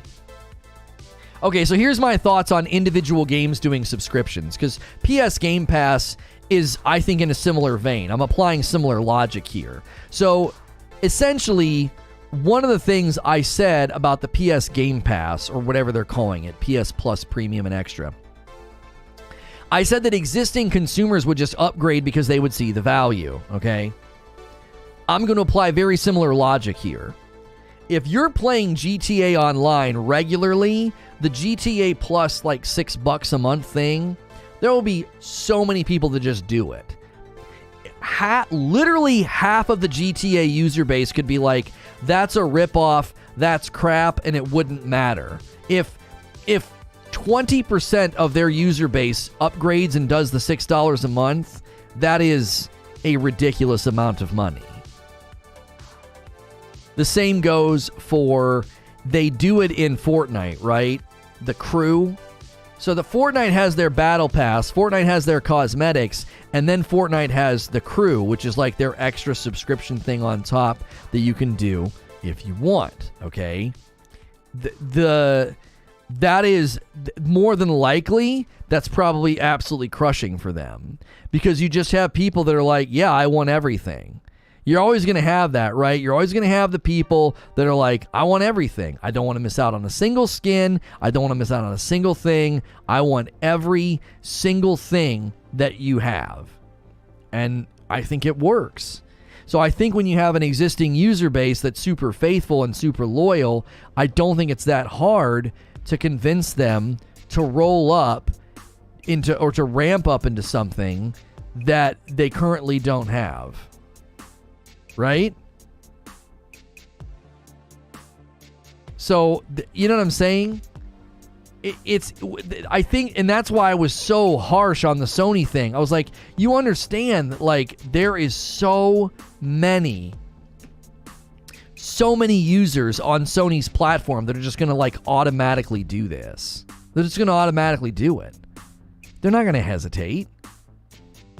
They're not going to like, oh, well, I don't know, $5, $8. There's so many that are just going to automatically roll up into it. They're not even going to wait.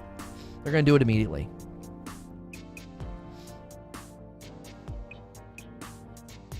Money is all that matters, not integrity. We need to flesh that out. That's just a platitude. I don't know what you're saying.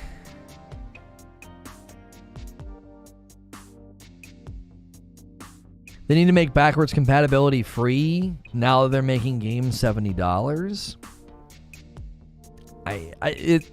Backwards compatibility is certainly, I think, a nice feature, but I don't think it's a requirement. I don't think it's a requirement.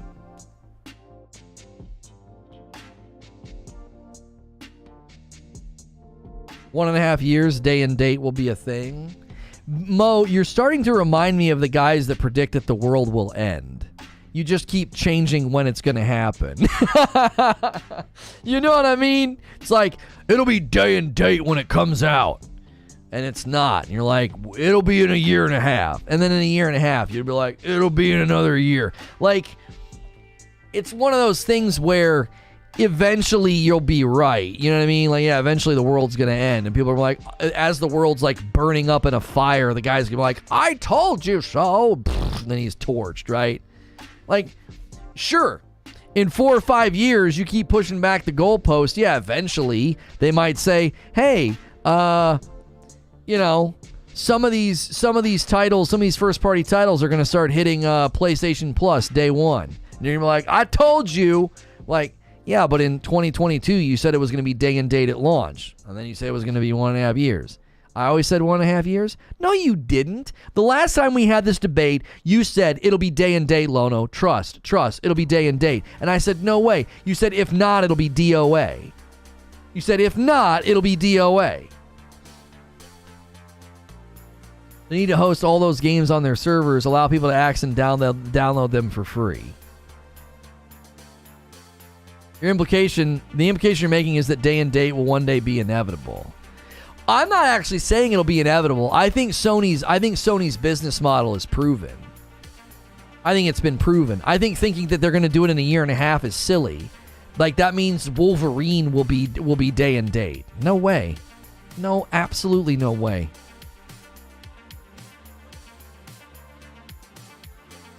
Microsoft's worth $2.2 trillion.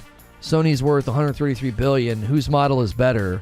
Sony fanboys must be bored with terrible online service and 5 good single-player games. See, I always love when people compare Microsoft, and they're like, they're worth $2.2 trillion. Really? How much of that is Xbox? Make a fair comparison or don't. That's not a fair comparison. You know what I mean?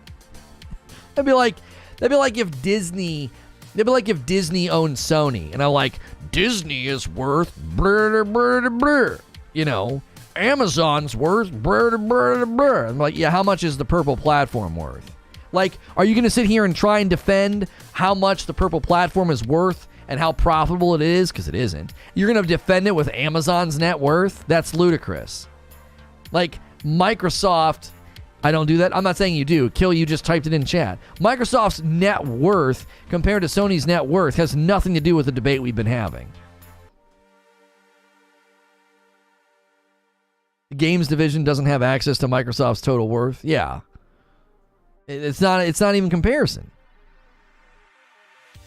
Either way, Spencer says Game Pass is profitable, but Sony says they can't do it profitably. Why is that? They didn't say they can't do it profitably. That's not what he said. You're twisting his words. Sony's CEO said they have a virtuous cycle where they sell first-party titles that are extremely successful, and they reinvest that into the studios. You can see that with the growth of Guerrilla, Insomniac, right? And Rockstar. Some of them have come close to doubling in size because of their success and because of this virtuous cycle. The CEO, Jim Ryan, said putting those titles on their launch date, on their subscription service, would break that virtuous cycle. And I think that he is correct. You're talking about disrupting a massive revenue funnel. A massive revenue funnel, just disrupting it. Why? Because people think Microsoft is actually competitive in the subscription realm. They're not, because their user base is smaller.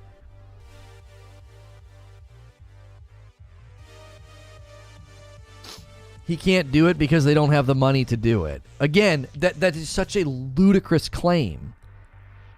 look at the money and the profitability of what they're doing and how they've reinvested that money into growing the studios. And in the next breath trying to say they don't have the money to do it.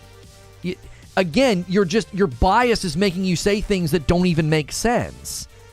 They don't have the money to do it. Look at how much they've reinvested in the studios and how much the studios have grown. That's proof that what you're saying is absolutely ludicrous. Translation, can't afford to do it. No. See, you're just being uncharitable and dishonest now. No. When a company takes their money and says, we're not going to invest in this, we're going to invest in that. You can't say, yep, they can't afford it. No. They've invested their money differently. If I gave you $1 million and you invested it in natural gas, and then I came back and said, you can't afford to invest in coal? No. What do you mean we can't afford it? We invested in something different. That doesn't even make any sense.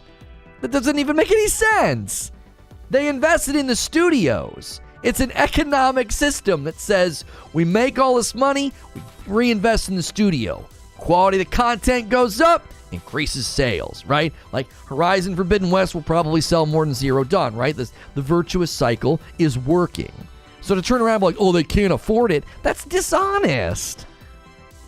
That's not a fair representation of what's going on. Poor Sony can't afford to put their games day and date on Game Pass. No, they've established an economic business reality that you can't disrupt.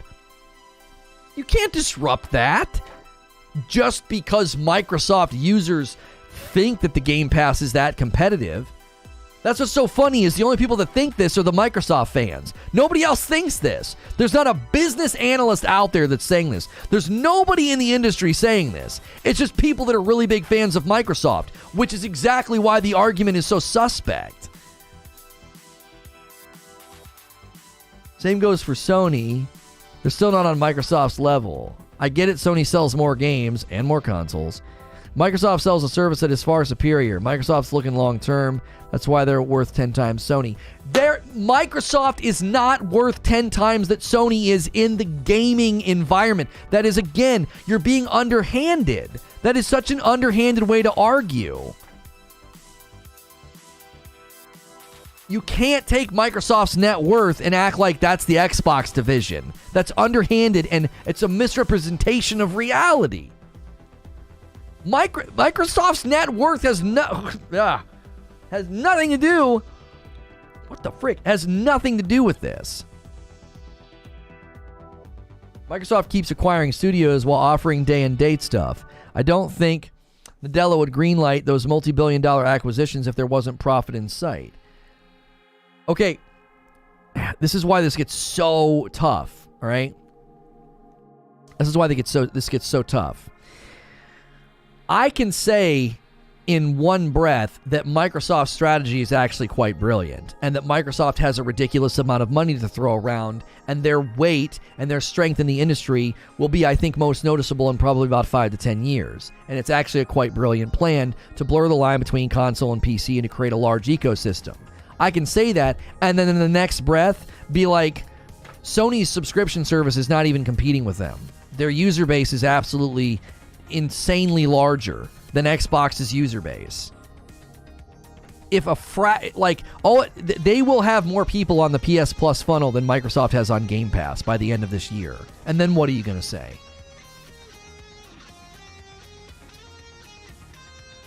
All these claims come from those who and look who followed Sony?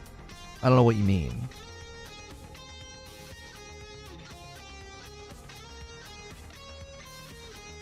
PlayStation is in debt because of the parent Sony, but Xbox is profitable because of the parent Microsoft.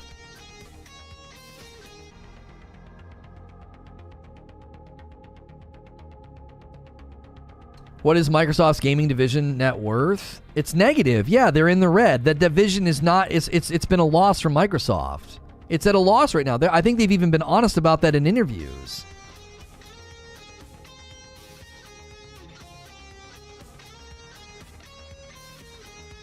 I think literally the gaming division is considered a loss leader right now. They're just trying to fill the funnel with users, and it'll be the goal is to be profitable in like X number of years. It's like the Epic Game Storefront. Like Epic's Game Storefront is not profitable.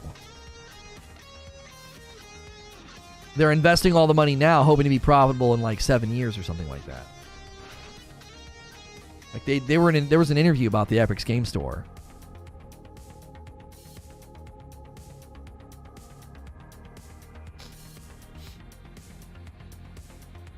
$16.2 billion generated last year for Xbox. Is that revenue generated or profit? So they generated $16.2 billion, but is that profit or is it just revenue generated? Trust me, I understand that. I just like bagging on Sony fanboys because I hear it from my friends on Sony all the time. Enjoy your games whenever you play. Great discussion. Yeah, like, that's my issue, is I think both platforms are doing amazing things. And I think most of what I read today was just illogical things stated that just, like, they can't afford it. That's not true. This is DOA. How is that true?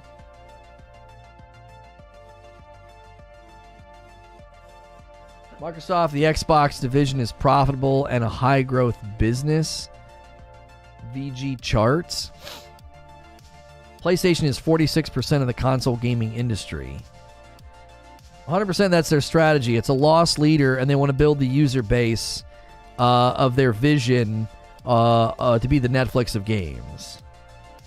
20 years of running red with a few quarters of profitability, but they have the strategy. Profit is a made-up number. Revenue is much more flat out and a better comparison.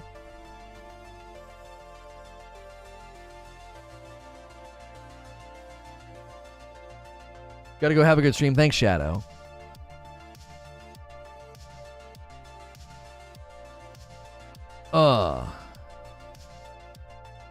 VG charts, bro. VG charts is clickbait. Yeah, I don't know that source. Microsoft is a wealthy parent that will support their kid's business regardless of the business outcome because the money is available. I think they see the games division as being profitable long term. That's why they're dumping money into it. We need 5 more likes for 300 likes. Let's roll the likes over.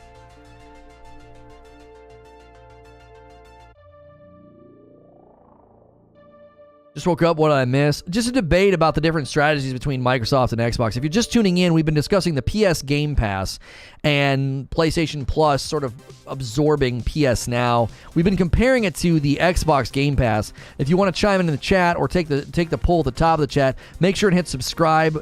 It's been a pretty lively debate. Yo, what's good, Silent Magician? Xbox almost died. Microsoft kept them because of Phil and his plans. I mean, I think Phil Spencer's great, and I think Microsoft's got a good strategy, but I don't think their strategy is proven, and I certainly don't think any of it's an indictment of Sony. That was my main pushback today. It's like, nothing you're saying is an indictment of Sony. Sony's got so many users. They will have more people in their subscription funnel than Microsoft does by the end of this year. There's no doubt in my mind. They will boast larger numbers. Why? They have more people. It's not even a fair race.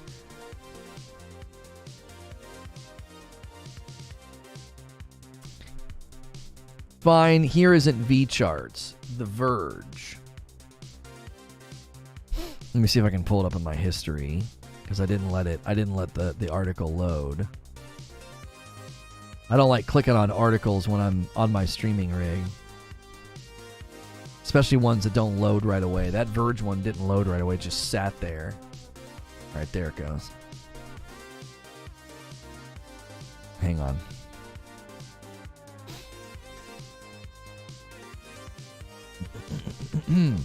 Microsoft would like to remind you the Xbox definitely makes money.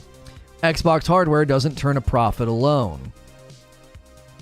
The gaming business is a profitable and high-growth business for Microsoft, says a Microsoft spokesperson. Well, that means it's true.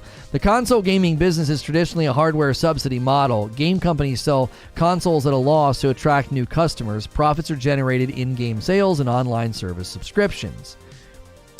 I asked Microsoft whether it truly makes any margins on hardware alone, but the company didn't respond. Typically, Microsoft and Sony subsidize hardware at the beginning of a console's life cycle, but those early component costs tend to decrease over time. A teardown analysis of the Xbox One S, for example, revealed an estimated bill of materials of $324, which is $75 less than the $399 launch price of the 2TB version of the console back in 2016.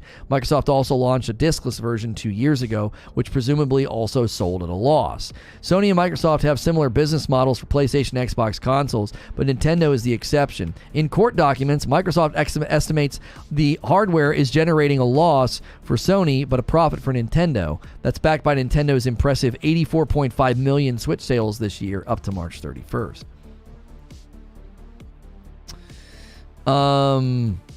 There's nothing factual here, homie. This is nothing but a headline. Microsoft would like to remind you it definitely makes money, and a spokesperson saying, we make money. There's no proof here. There's no facts. There's no evidence. He's simply saying profits are generated in-game sales and on online subscriptions. He's basically telling you how they make money, but he's not saying how much they made. He's not saying how profitable they are. The article says nothing. No facts, no evidence, no stats.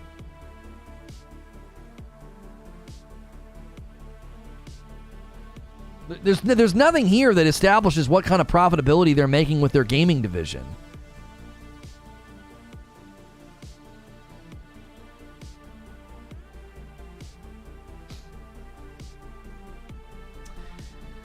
Microsoft doesn't release Game Pass numbers.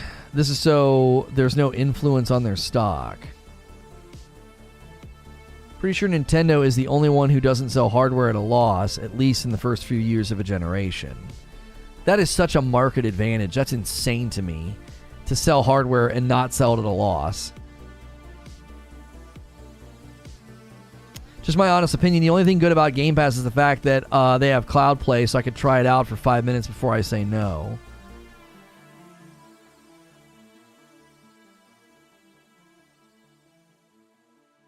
Last few years, they've seen profit. That does not mean the division as a whole has been profitable.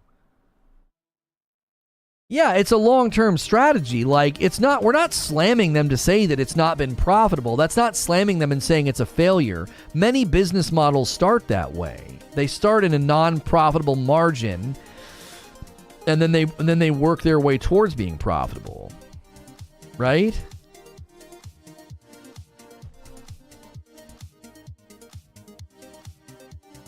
Like, that's not a slam. That's not a slam. That's like a super common thing to say. Like, yeah, they're not profitable. They sell things at a loss. They lose money on certain things. Like, that's like a totally normal, non-controversial thing to say. We're not slamming them. We're simply saying that, like, and the reason that we're saying it, and see, this is why we're getting lost on all these red herrings.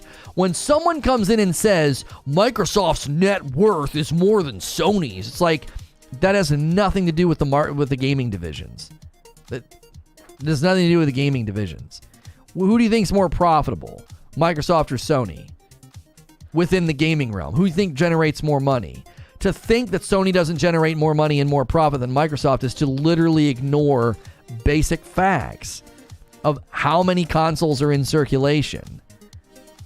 Like, it's not, again, you can look at Microsoft's net worth and tout that all you want. That has nothing to do with the net worth and the profitability of the gaming division of Microsoft. It's not proven yet. It's going to take time. That doesn't mean it won't be proven. I actually think it will be proven. That's the thing that's funny about this. Is I used to get so much crap from Sony fanboys for making this prediction. I always said, Microsoft is a sleeping giant. Microsoft is a sleeping giant. Keep your eye on Microsoft. They're going to rise out of the water, and everyone's going to be like, what the frick is this? How they do that? How they get so many users? How are they becoming a dominant force in the marketplace? I've always made that prediction. That's not like a new concept for me. But I'm just pushing back against really bad arguments that are being made. Like, really bad arguments about, you know, how Microsoft or Sony or this or that, or comparisons or competitive, like, oh, they'll have this, they'll have that, blah, blah, blah. No, Microsoft and Sony are not competing in the subscription realm, like, at all. The total number of people who will potentially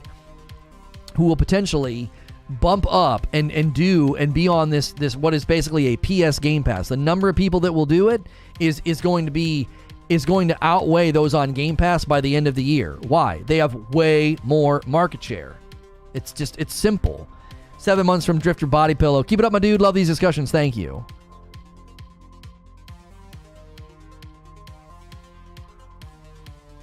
Microsoft generates more money. The Xbox division generates less or close to Sony's. An argument cracks me up. People only separate Microsoft and Xbox or Sony PlayStation when it fits the narrative. I mean, I'm not doing that. I'm simply saying if we're talking base profitability here, Microsoft's not in the same position that Sony is right now, but the PlayStation is.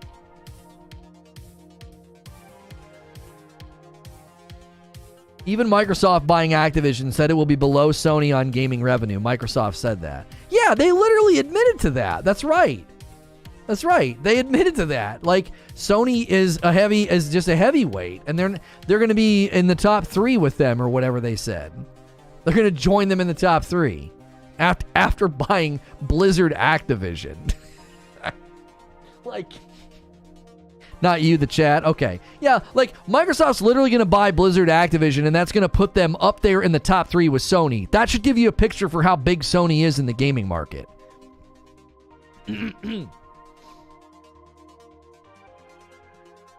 Microsoft's biggest moneymaker is about to become Call of Duty on PlayStation. It's funny because it's true.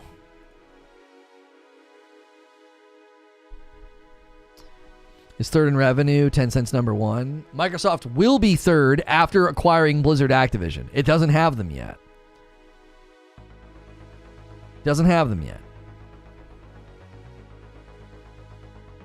So, again, when you want to tout, like, you know, here's Microsoft's net worth. It's like they literally they literally aren't even in the top right now until they own Blizzard Activision. That should tell you how large Sony actually is in the gaming world.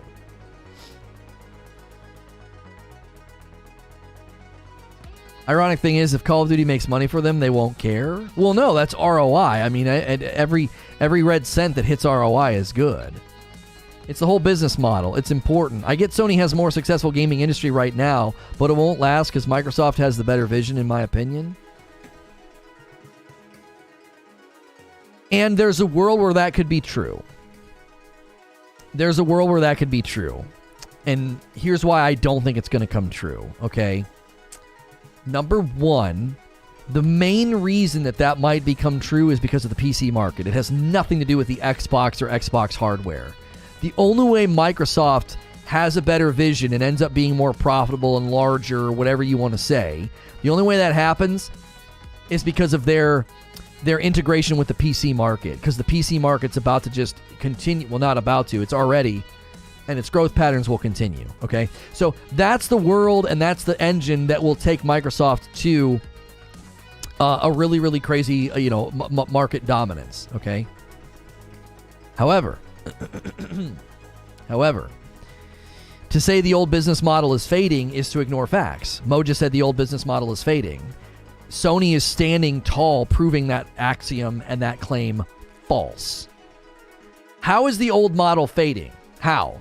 Simply because Microsoft is moving away from it? Nintendo's not. Nintendo's not moving away from it.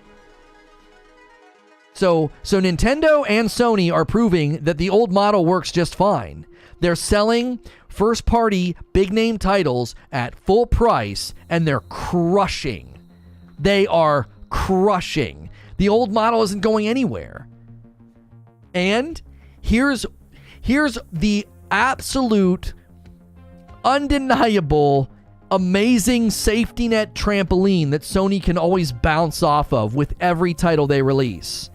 Porting it to PC.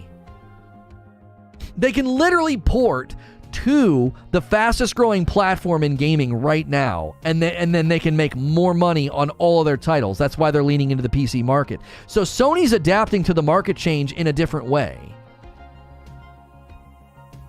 Do you see what I'm saying?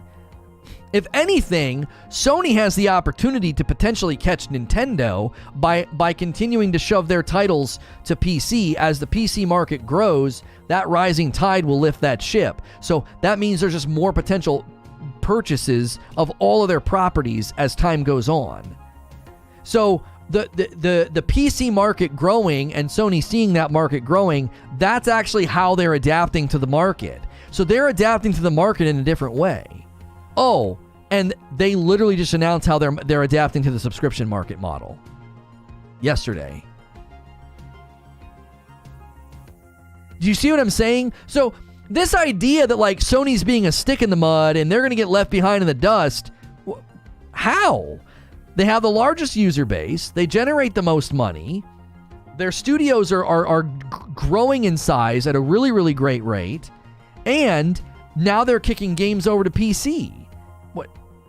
And they just launched their subscription service. Information. They announced it. I'm sorry. The subscription service goes live in June. How is Sony not adapting to the market? Not only are they adapting to the market, they're adapting to the market while being on top. Well, I mean, Nintendo's on top. But like, top 3 publishers are Tencent, Sony, PlayStation, and Nintendo. Right. Like, Nintendo and PlayStation are up there at the top. And Microsoft's going to join and edge out somebody to be top 3 once they acquire Blizzard Activision.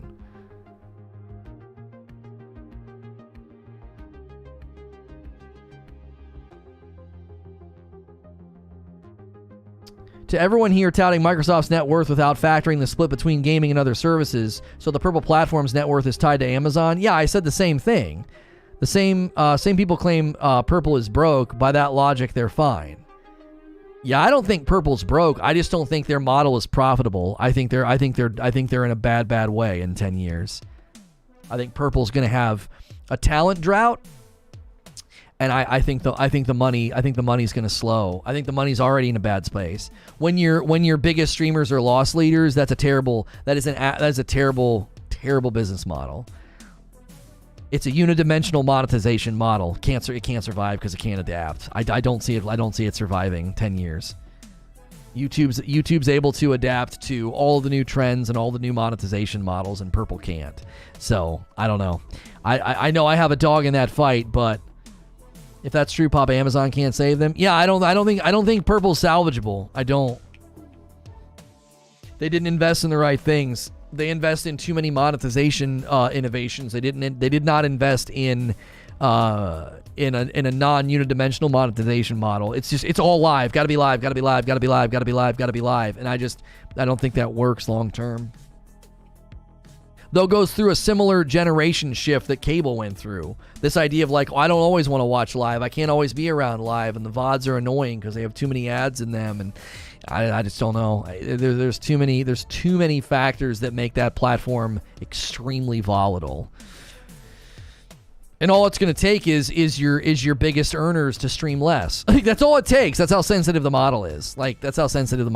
Is your biggest streamer streaming less. Do you want to know why? Do you want to know why they're looking into the adult content? Because that'll save them. Amazon won't save them. Footstreams will save them. And if you think I'm joking, I'm not. I am absolutely being 100% serious. The Purple platform will be saved by adult content. Write that down. Put that on your refrigerator. Mature 18 mark streams that are foot focused, adult focused, body focused, that will save that platform. Because they don't make enough in ad revenue, they're going to have to divert. They're going to have to divert to the user monetization model because the ad revenue is not working for them. And so what they'll start doing is they'll save all that money that they've been investing in, like Overwatch League and all this other stuff. They'll start saving all that money and they'll invest it in technology. They'll invest it in the mature content. It's coming. It's coming. That platform is about to go through an evolution. I'm telling you, it's coming. There is no model that saves them. If you think about it. If your model is unidimensional and you have to be live to make money, what's the best way to make money in that market? It ain't video games. It's adult content. That's the way forward. and they're gonna, and if they're smart enough, they'll brilliantly skirt the line, and they'll call it mature. They won't call it, you know, XXX or porn or whatever. They'll classify it as mature. They're gonna try and land in some gray area where they don't have to be classified as a pornography site.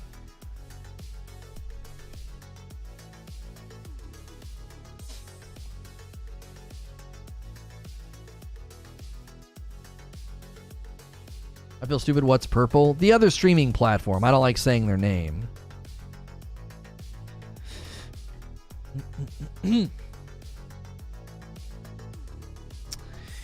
Sony's revenue worldwide by fiscal. Microsoft's revenue by fiscal. I'm trying to look at these graphs here. Where's the gaming on? Oh, computer and gaming hardware is the purple bar. I don't even see the purple bar on the graph.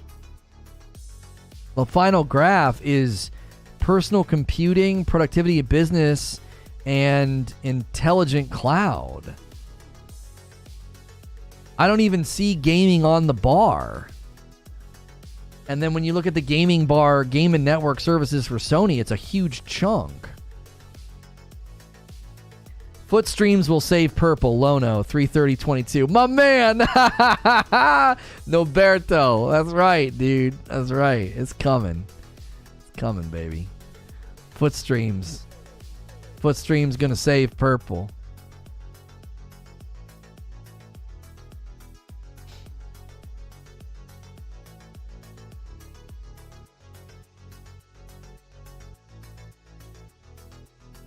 I live in Japan. You cannot find an Xbox even sold within 75 miles of my house. You have to go to a big city or special order it. Yeah, Microsoft's trying to break into the Asian market because traditionally they haven't been able to.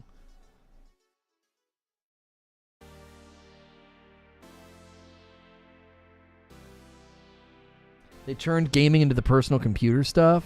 Yeah, like why did the bars switch in 2014? So they're all lumping it in. That seems kind of, I don't know. That seems kind of suspect.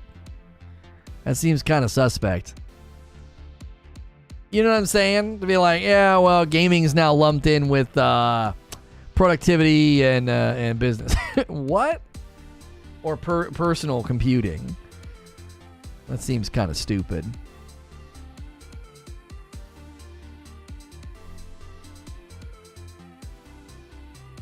A PSN Plus has 40 million monthly subscriptions. To me, it boils down to who do I trust more to provide games at the highest quality. In the last 10 years, the PlayStation wins the gaming industry for in-home consoles. Because they had to hide the number from investors who were trying to force a sale of the gaming division. Oh, really?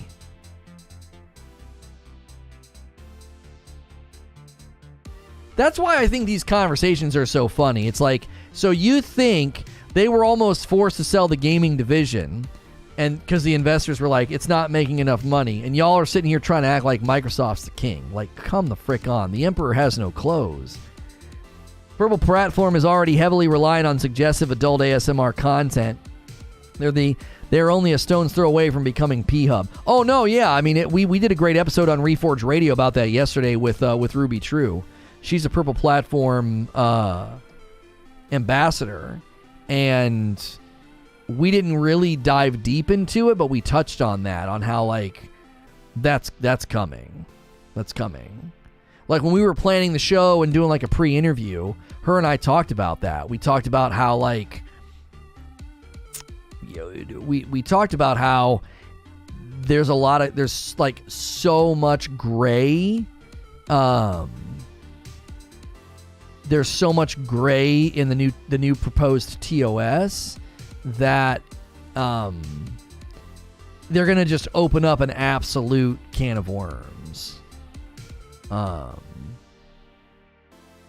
Like a massive can of worms. Like, I don't think they realize the gray area, the Pandora's box that they're potentially opening of like what's going to end up on their platform.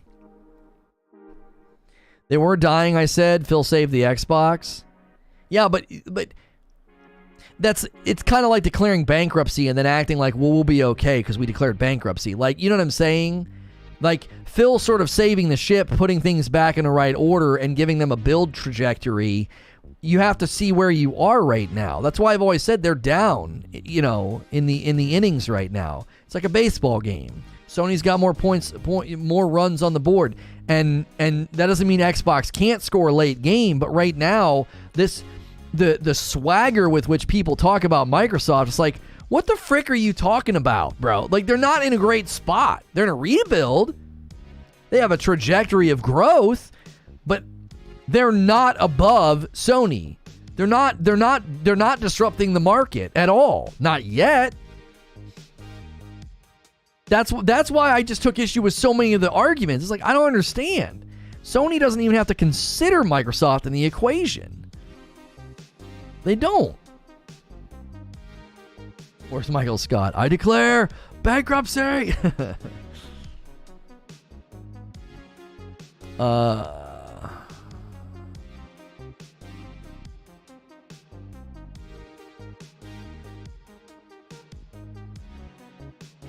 What have they done in the last 18 months? I want to hear some success stories on Xbox exclusive titles that have landed in the last 18 to 24 months.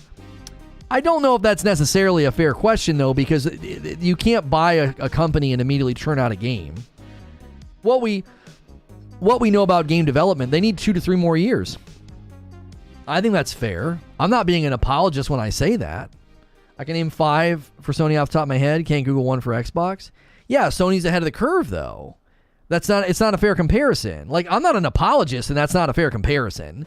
It's going to take a couple years. They bought the companies. It's going to take a while. Takes time, Lono. I never said it didn't. I said they were better and have a better strategy, and PS Plus is DOA. Yeah, which is insane to say in light of everything we just talked about. Microsoft almost sells its gaming division. They're on a trajectory of growth. Sony is kicking the crap out of them, but PS Plus is DOA. They have a larger potential. They have a larger user base, which means they will immediately have more people in the funnel. So why would it be DOA? Why?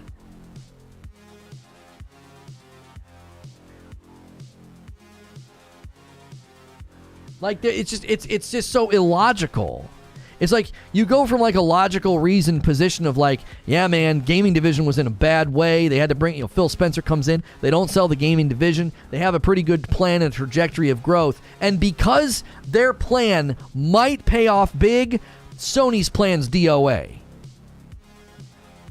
What? The Game Pass ecosystem strategy's not even proven itself yet. It's going to take 4 to 5 years to prove itself. It's not proven. It is not a proven concept. It could. And even if it does, it means nothing about it. Has nothing to do with the PlayStation system or the PlayStation subscription system. Did Tunic do well? I don't know. It was indie, though. It was an indie title.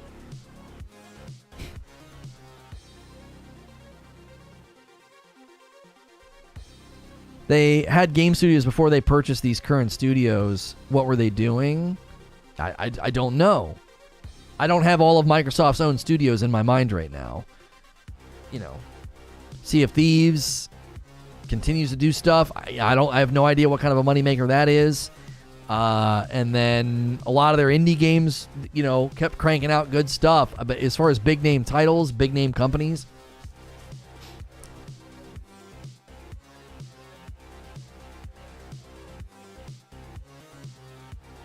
PS Plus has 58 million subscribers off the bat. They're not in the losing position. Yeah, that's what I mean. Like, how is it DOA?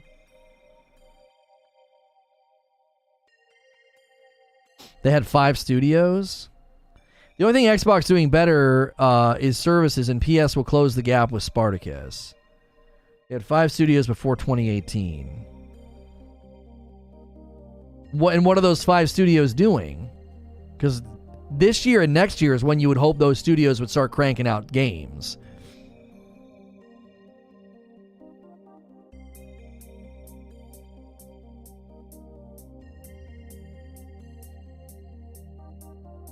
Halo, Sea of Thieves, and Hellblade are Xbox's claim to fame right now.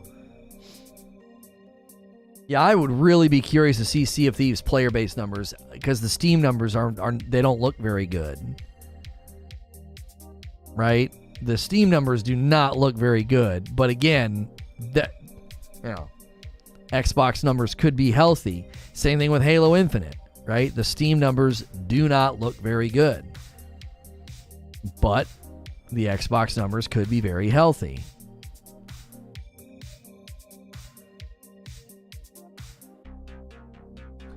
Most played Microsoft games. Look at all those Microsoft titles performing well on their own platform. Wait. So the top Microsoft played titles are Fortnite, Call of Duty, Elden Ring, Apex, Grand Theft Auto, Roblox, Destiny, Rainbow Six Siege, NBA 2K, Madden NFL. Oh, there's Forza. Like, you see what I'm saying?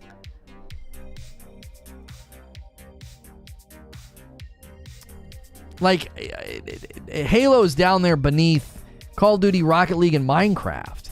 It's right above. Grand Theft Auto Online is probably mostly PlayStation, right?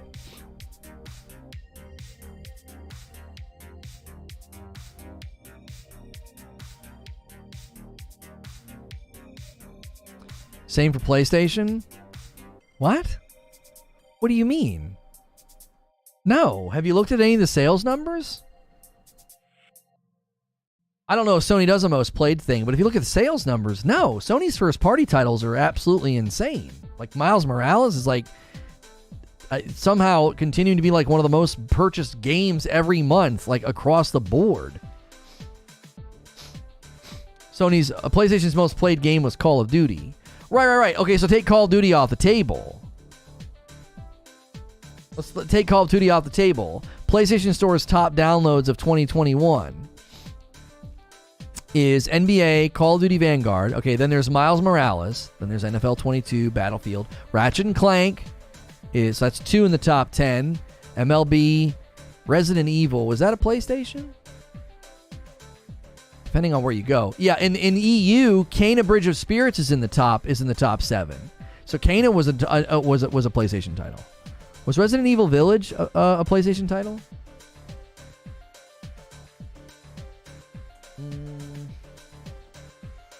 Most downloaded to most played? Yeah, I mean, that's the problem, is I don't know if PlayStation does a most played list. So we are kind of comparing two different metrics.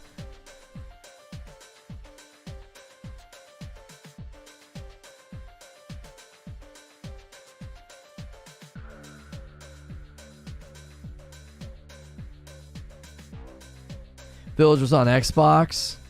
Yeah, but I mean, we're talking publisher, though. Who is the publisher? Because sometimes people, some of these guys in chat will claim that, like, Deathloop's a Microsoft game. So if they're going to do that, we can claim anything Sony publishes. I was asking. I know it was on multiple platforms. I was asking, were they the publisher?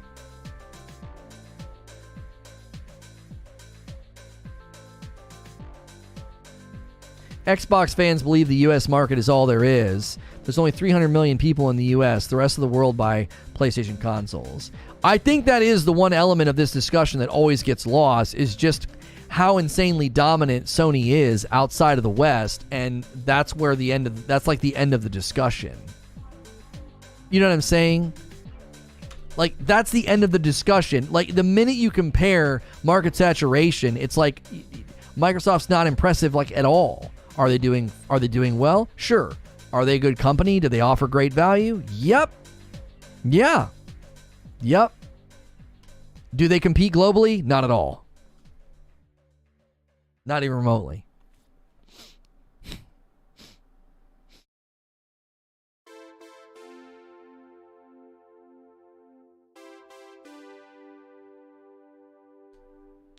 To be fair, Deathloop's a Microsoft property at this point, at least.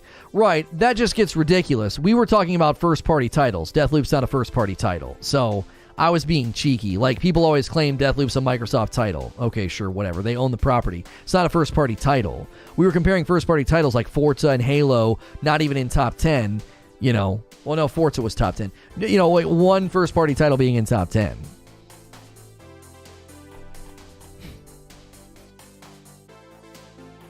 I don't think that, and I still feel Microsoft is better. They are slowly taking that as well. There's no evidence to show that Microsoft is turning a tide in the global market.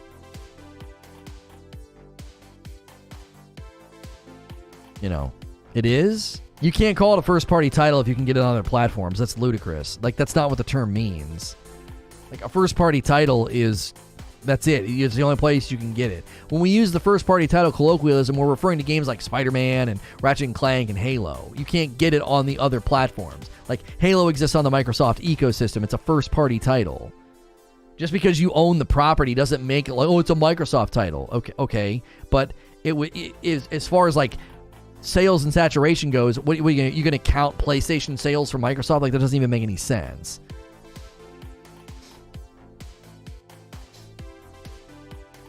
First party. Yeah, generally first party meaning like they own it, publish it, and put it on their platform. Right? Like, to be like, oh, they bought Deathloop after Deathloop came out. Or, oh, they bought this developer after this game came out. Yep, it's a Microsoft title now. Like,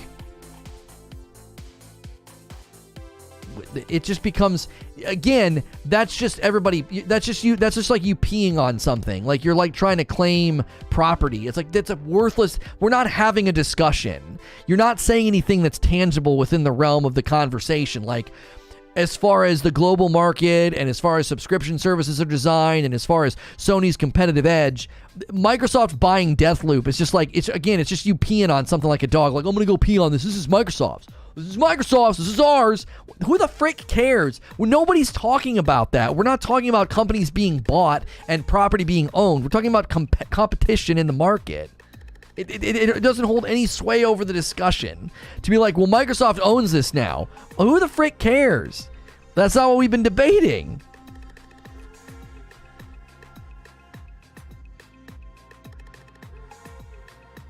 They put money into it. It's their title. No, they didn't. Deathloop was done by Deathloop was paid for and produced and finished after they bought it. That's not true. Microsoft invested nothing in Deathloop. That is false. This is again why I take issue with these claims, because then you sneak in stuff like that. That's why it was delayed. Oh, come on. That game was basically done when they bought that company. Are you serious? Did they funnel more money into the project, or did they buy the company? That's not why the game was delayed. Every single game was delayed. Every game was delayed. What are you even talking about?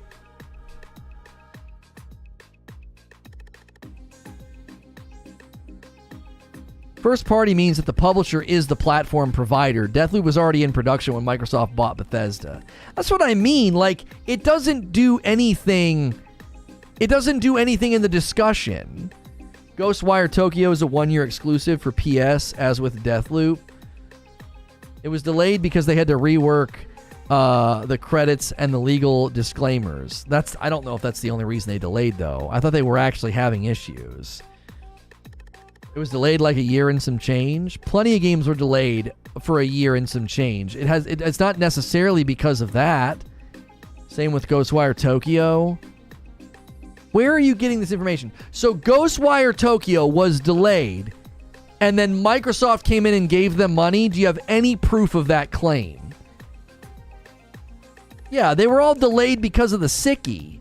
The sickie caused all those delays, not Microsoft saving the day. Hey, we'll give you some money. We know your project's bad. It's our game now. Like, what? They bought the rights. They own the game. They didn't help pay for it.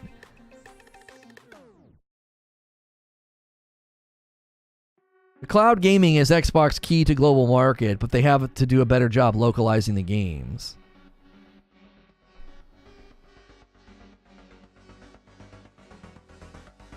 Yeah, it's just like what Eugene's saying. It just feels intellectually dishonest to keep crediting Microsoft for these frickin' games. It just doesn't even make it doesn't even make any sense. It's like the games were already in development, already planned, already scoped out, had their budgets. And then they delayed because of the sickie. The global situation with the sickie. All these games get delayed. But it just so happens that the titles that Microsoft bought, they paid for those games and helped them launch. None of the other games that delayed, only the games that Microsoft bought. Again, it just feels so bias-laden. It's not fact-based. Did Microsoft actively fund the production of those games? No, they bought the rights to them. It's not the same thing. It's not the same thing. It just causes confusion. We're not even being clear when we make these claims. My biggest fear is Xbox is going the way of EA Madden. When EA was threatened by NFL 2K, instead of making a better product, they monopolized the NFL license. If Xbox tries that, it'll hurt gaming. There's a lot of people that are concerned about that.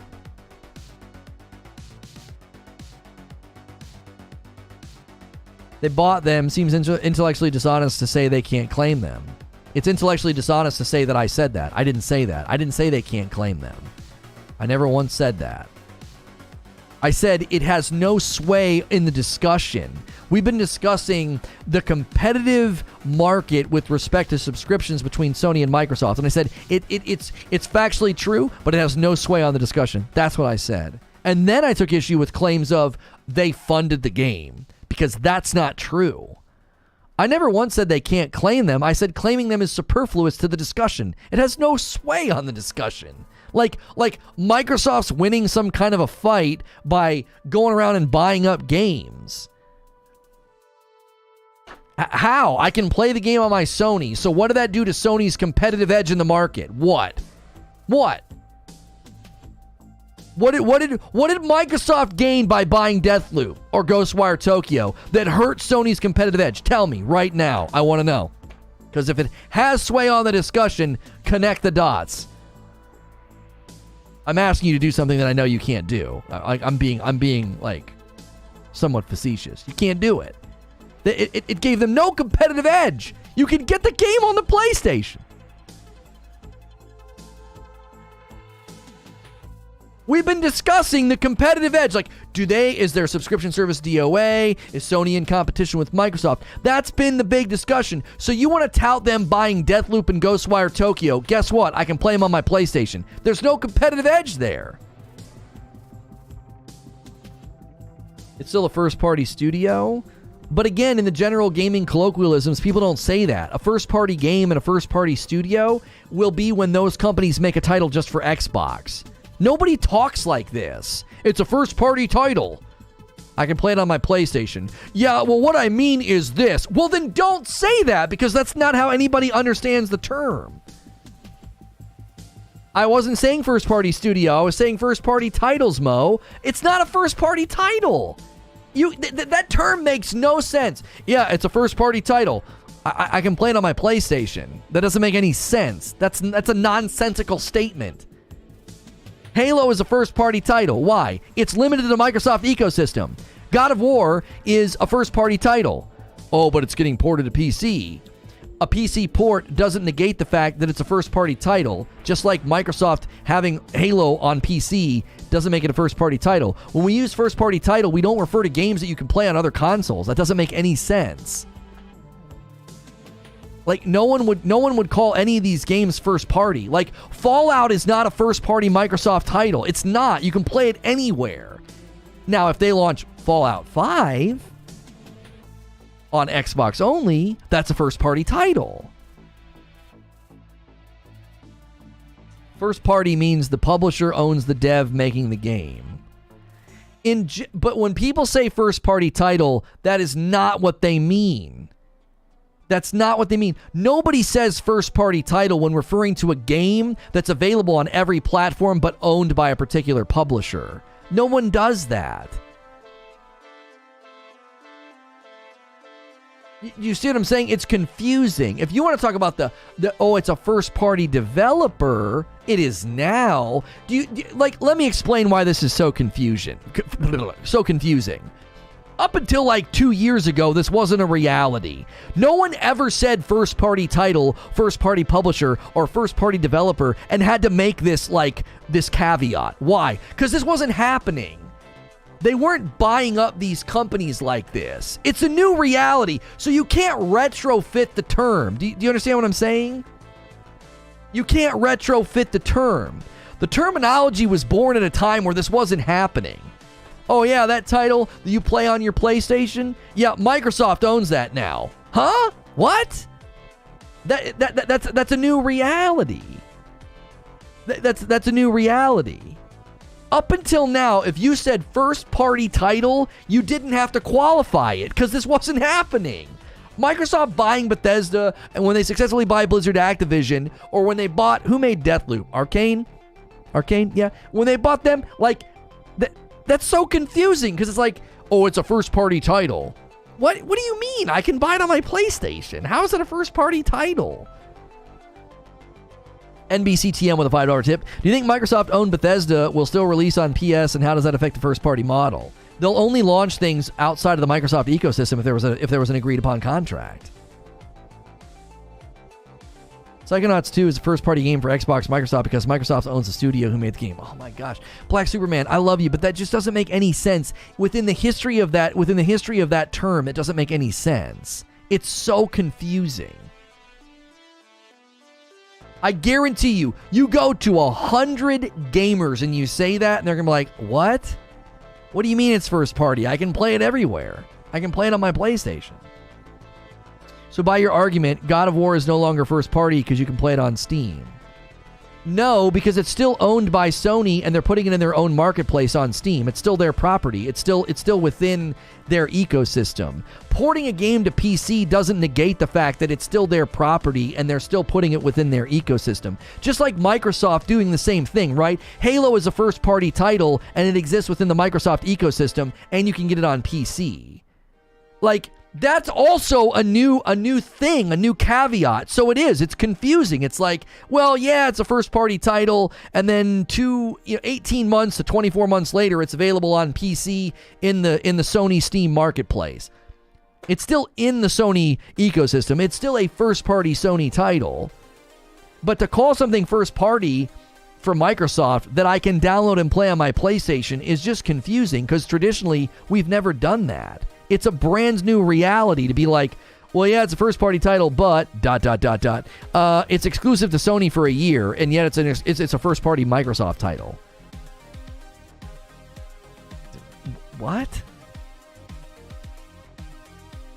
MLB's on Xbox, but it's a first-party title? I don't think but I wouldn't say that. I wouldn't use that term because that's freaking confusing. That's so freaking confusing. If it's available on all platforms, then it doesn't make any sense to call it a first-party title. It's just confusing. You're technically right, but we're not having clear communication. The boundaries changed. Think of it like, can developers release a game on another system without overheads having to sign off? I'm not sure what you mean. I don't think it's confusing. MLB isn't first party? Yeah, MLB isn't first party. Those devs aren't owned by Sony, are they?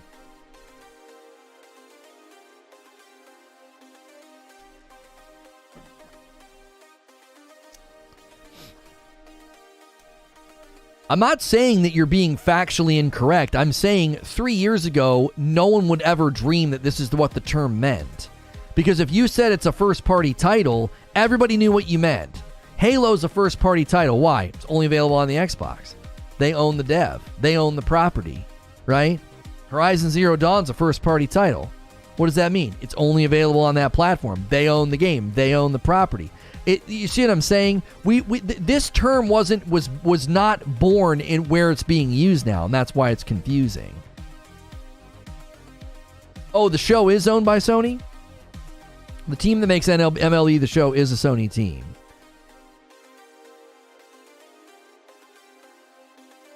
MLB is a special case. It's a first-party game, but MLB has IP control, not Sony. Oh. I would argue that the title being exclusive to the platform is more important than who owns the developer. Yeah, Sony doesn't own the IP. They own the dev. MLB owns the IP, so it's like a weird... So it can't be first party. It can't be first party because you see what I'm saying? They don't even own the IP. They can't dictate where it goes. So you can't call it first party. This is why these terms are so important, man. This is why these terms are so important, man. I'm telling you, like, it just gets confusing. It just gets super, super confusing. To be to be technically and factually accurate but confusing is a gift. Like, not everybody can do that. But boy, oh boy, do we get into it with, we really get into it here. I might have to reset the capture card. It's not registering. Hang on. Oh, there it goes. There it goes.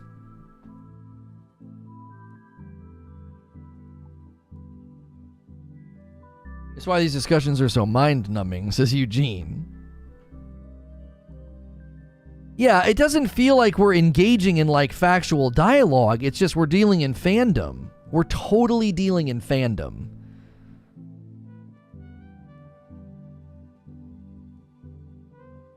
That would also mean Spider-Man isn't first party for PlayStation because they don't own the Spider-Man character. What? Yes, they do. What? Sony does own Spider-Man. That's why they had all that trouble with Spider-Man in the MCU and stuff. What are you saying? They 100% do own Spidey. There was a big hullabaloo about that. About, like, would Spidey be able to continue to be in the MCU? Because Disney doesn't own Spidey. Sony doesn't own Spider-Man. They own the film rights. They don't own, nope, only the movie? Who owns the game rights to Spider-Man then? Who? Is Marvel and Disney, did they own the Spider-Man game rights and it's licensed out to Insomniac and Sony? Eugene has found me the first party developer. Okay, here we go. First-party developers. In the video game industry, a first-party developer is part of a company which manufactures a video game console and develops exclusively for it. First-party developers may use the name of the company itself, such as Nintendo, or have a specific division name like Sony's Polyphony Digital, or have an independent studio before being acquired by the console manufacturer, such as Rare or Naughty Dog. Whether by purchasing an independent studio or by founding a new team, the acquisition of a first-party developer involves a huge financial investment on the part of the console manufacturer, which is wasted if the developer fails to produce a hit game. So it literally says in the opening definition here on the wiki that a first-party developer is part of a company which manufactures a video game console and develops exclusively for it. Like, so that saying that it's a first-party title is not correct or clear. A first-party title existing on two consoles makes literally no sense. So MLB is first party? No, it's not, because Sony doesn't own the property, so it can't be a first-party title. That's why it's on two platforms. I didn't hear exclusivity anywhere in there. Okay, I'll say it slower because you missed the really important word called exclusively. In the video game industry, a first-party developer is part of a company which manufactures a video game console and develops exclusively for it. It being the antecedent of video game console. They're developing exclusively for it. It doesn't make any sense to say first-party title when referring to a game that's on Sony and the Xbox ecosystem. It makes no sense. Historically speaking, it makes no sense. You want to start adding asterisks and be like, well, it's a first-party title, asterisk, because Microsoft bought them after it was developed, and so it's on both platforms, but it's actually a Microsoft first-party title. It doesn't make any sense. You're just urinating on stuff. You're just claiming property, which, factually right, it's Microsoft's, but it doesn't mean anything.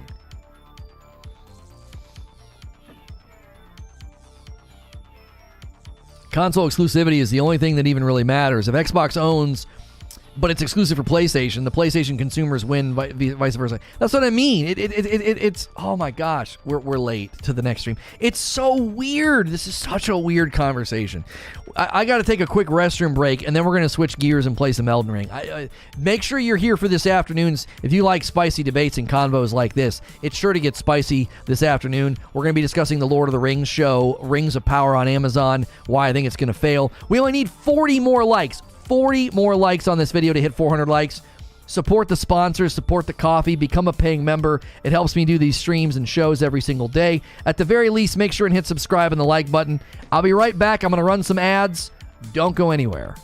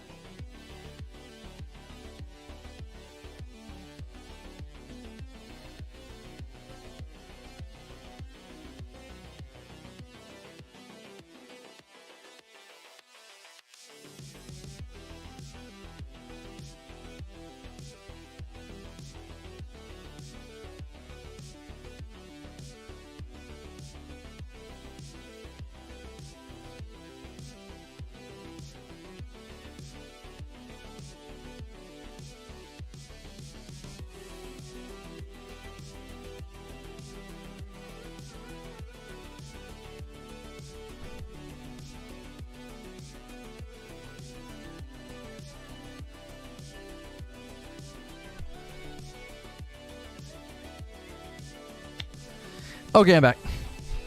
Did you guys kill each other yet? Chad's wild today, dude. Chad is wild. You Microsoft guys are wild. Like, I've never liked a platform so much. Like, I like them. I like Microsoft. I really do. I like a lot of their stuff. I love Phil Spencer. I've never liked a platform and a company so much and disagreed with its fans almost at an equal turn.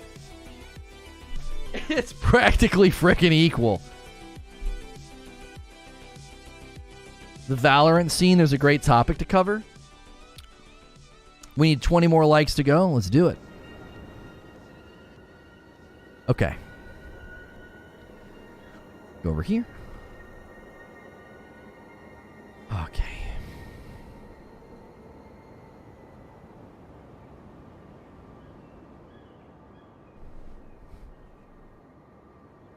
Yeah, did you guys see that girl that threatened Purple headquarters? Like she's gonna go there and like shoot the place up or whatever. She got unbanned. That's phenomenal. Such a fair way to treat your platform.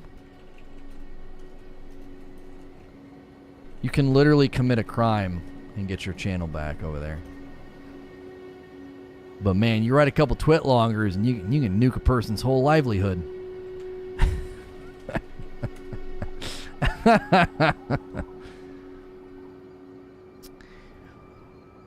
Such a patriarchy out there, man. There's such a clear and measurable patriarchy.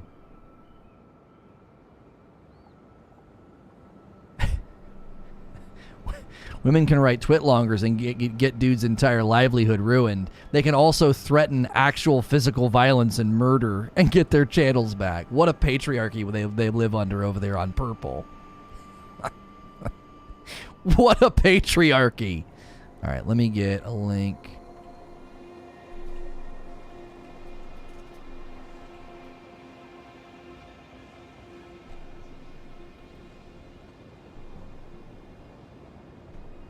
Must be really hard to stream over there with it being that unfair and slanted, you know? Must be tough. Must be so hard, dude. Stream in such an unfair environment.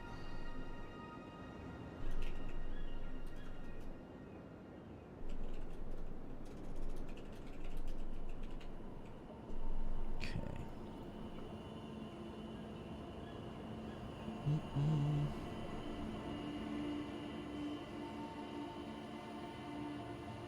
Sounds like a lovely place. All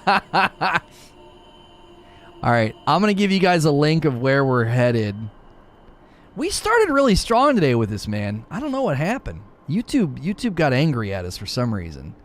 We shot out of a dadgum cannon, and then we couldn't carry the ball. Couldn't carry the ball. It's not y'all's fault. Y'all came out. Y'all showed up. Today was really fun, but YouTube smacked us on the wrist for some reason. I don't know. Maybe I was yelling too much.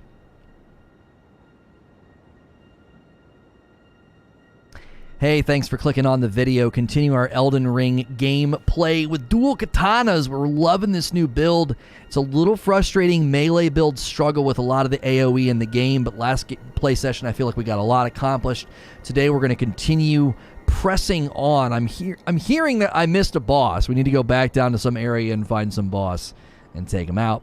We're going to do a redirect now as well and bring over everybody from the stream this morning. And we had a great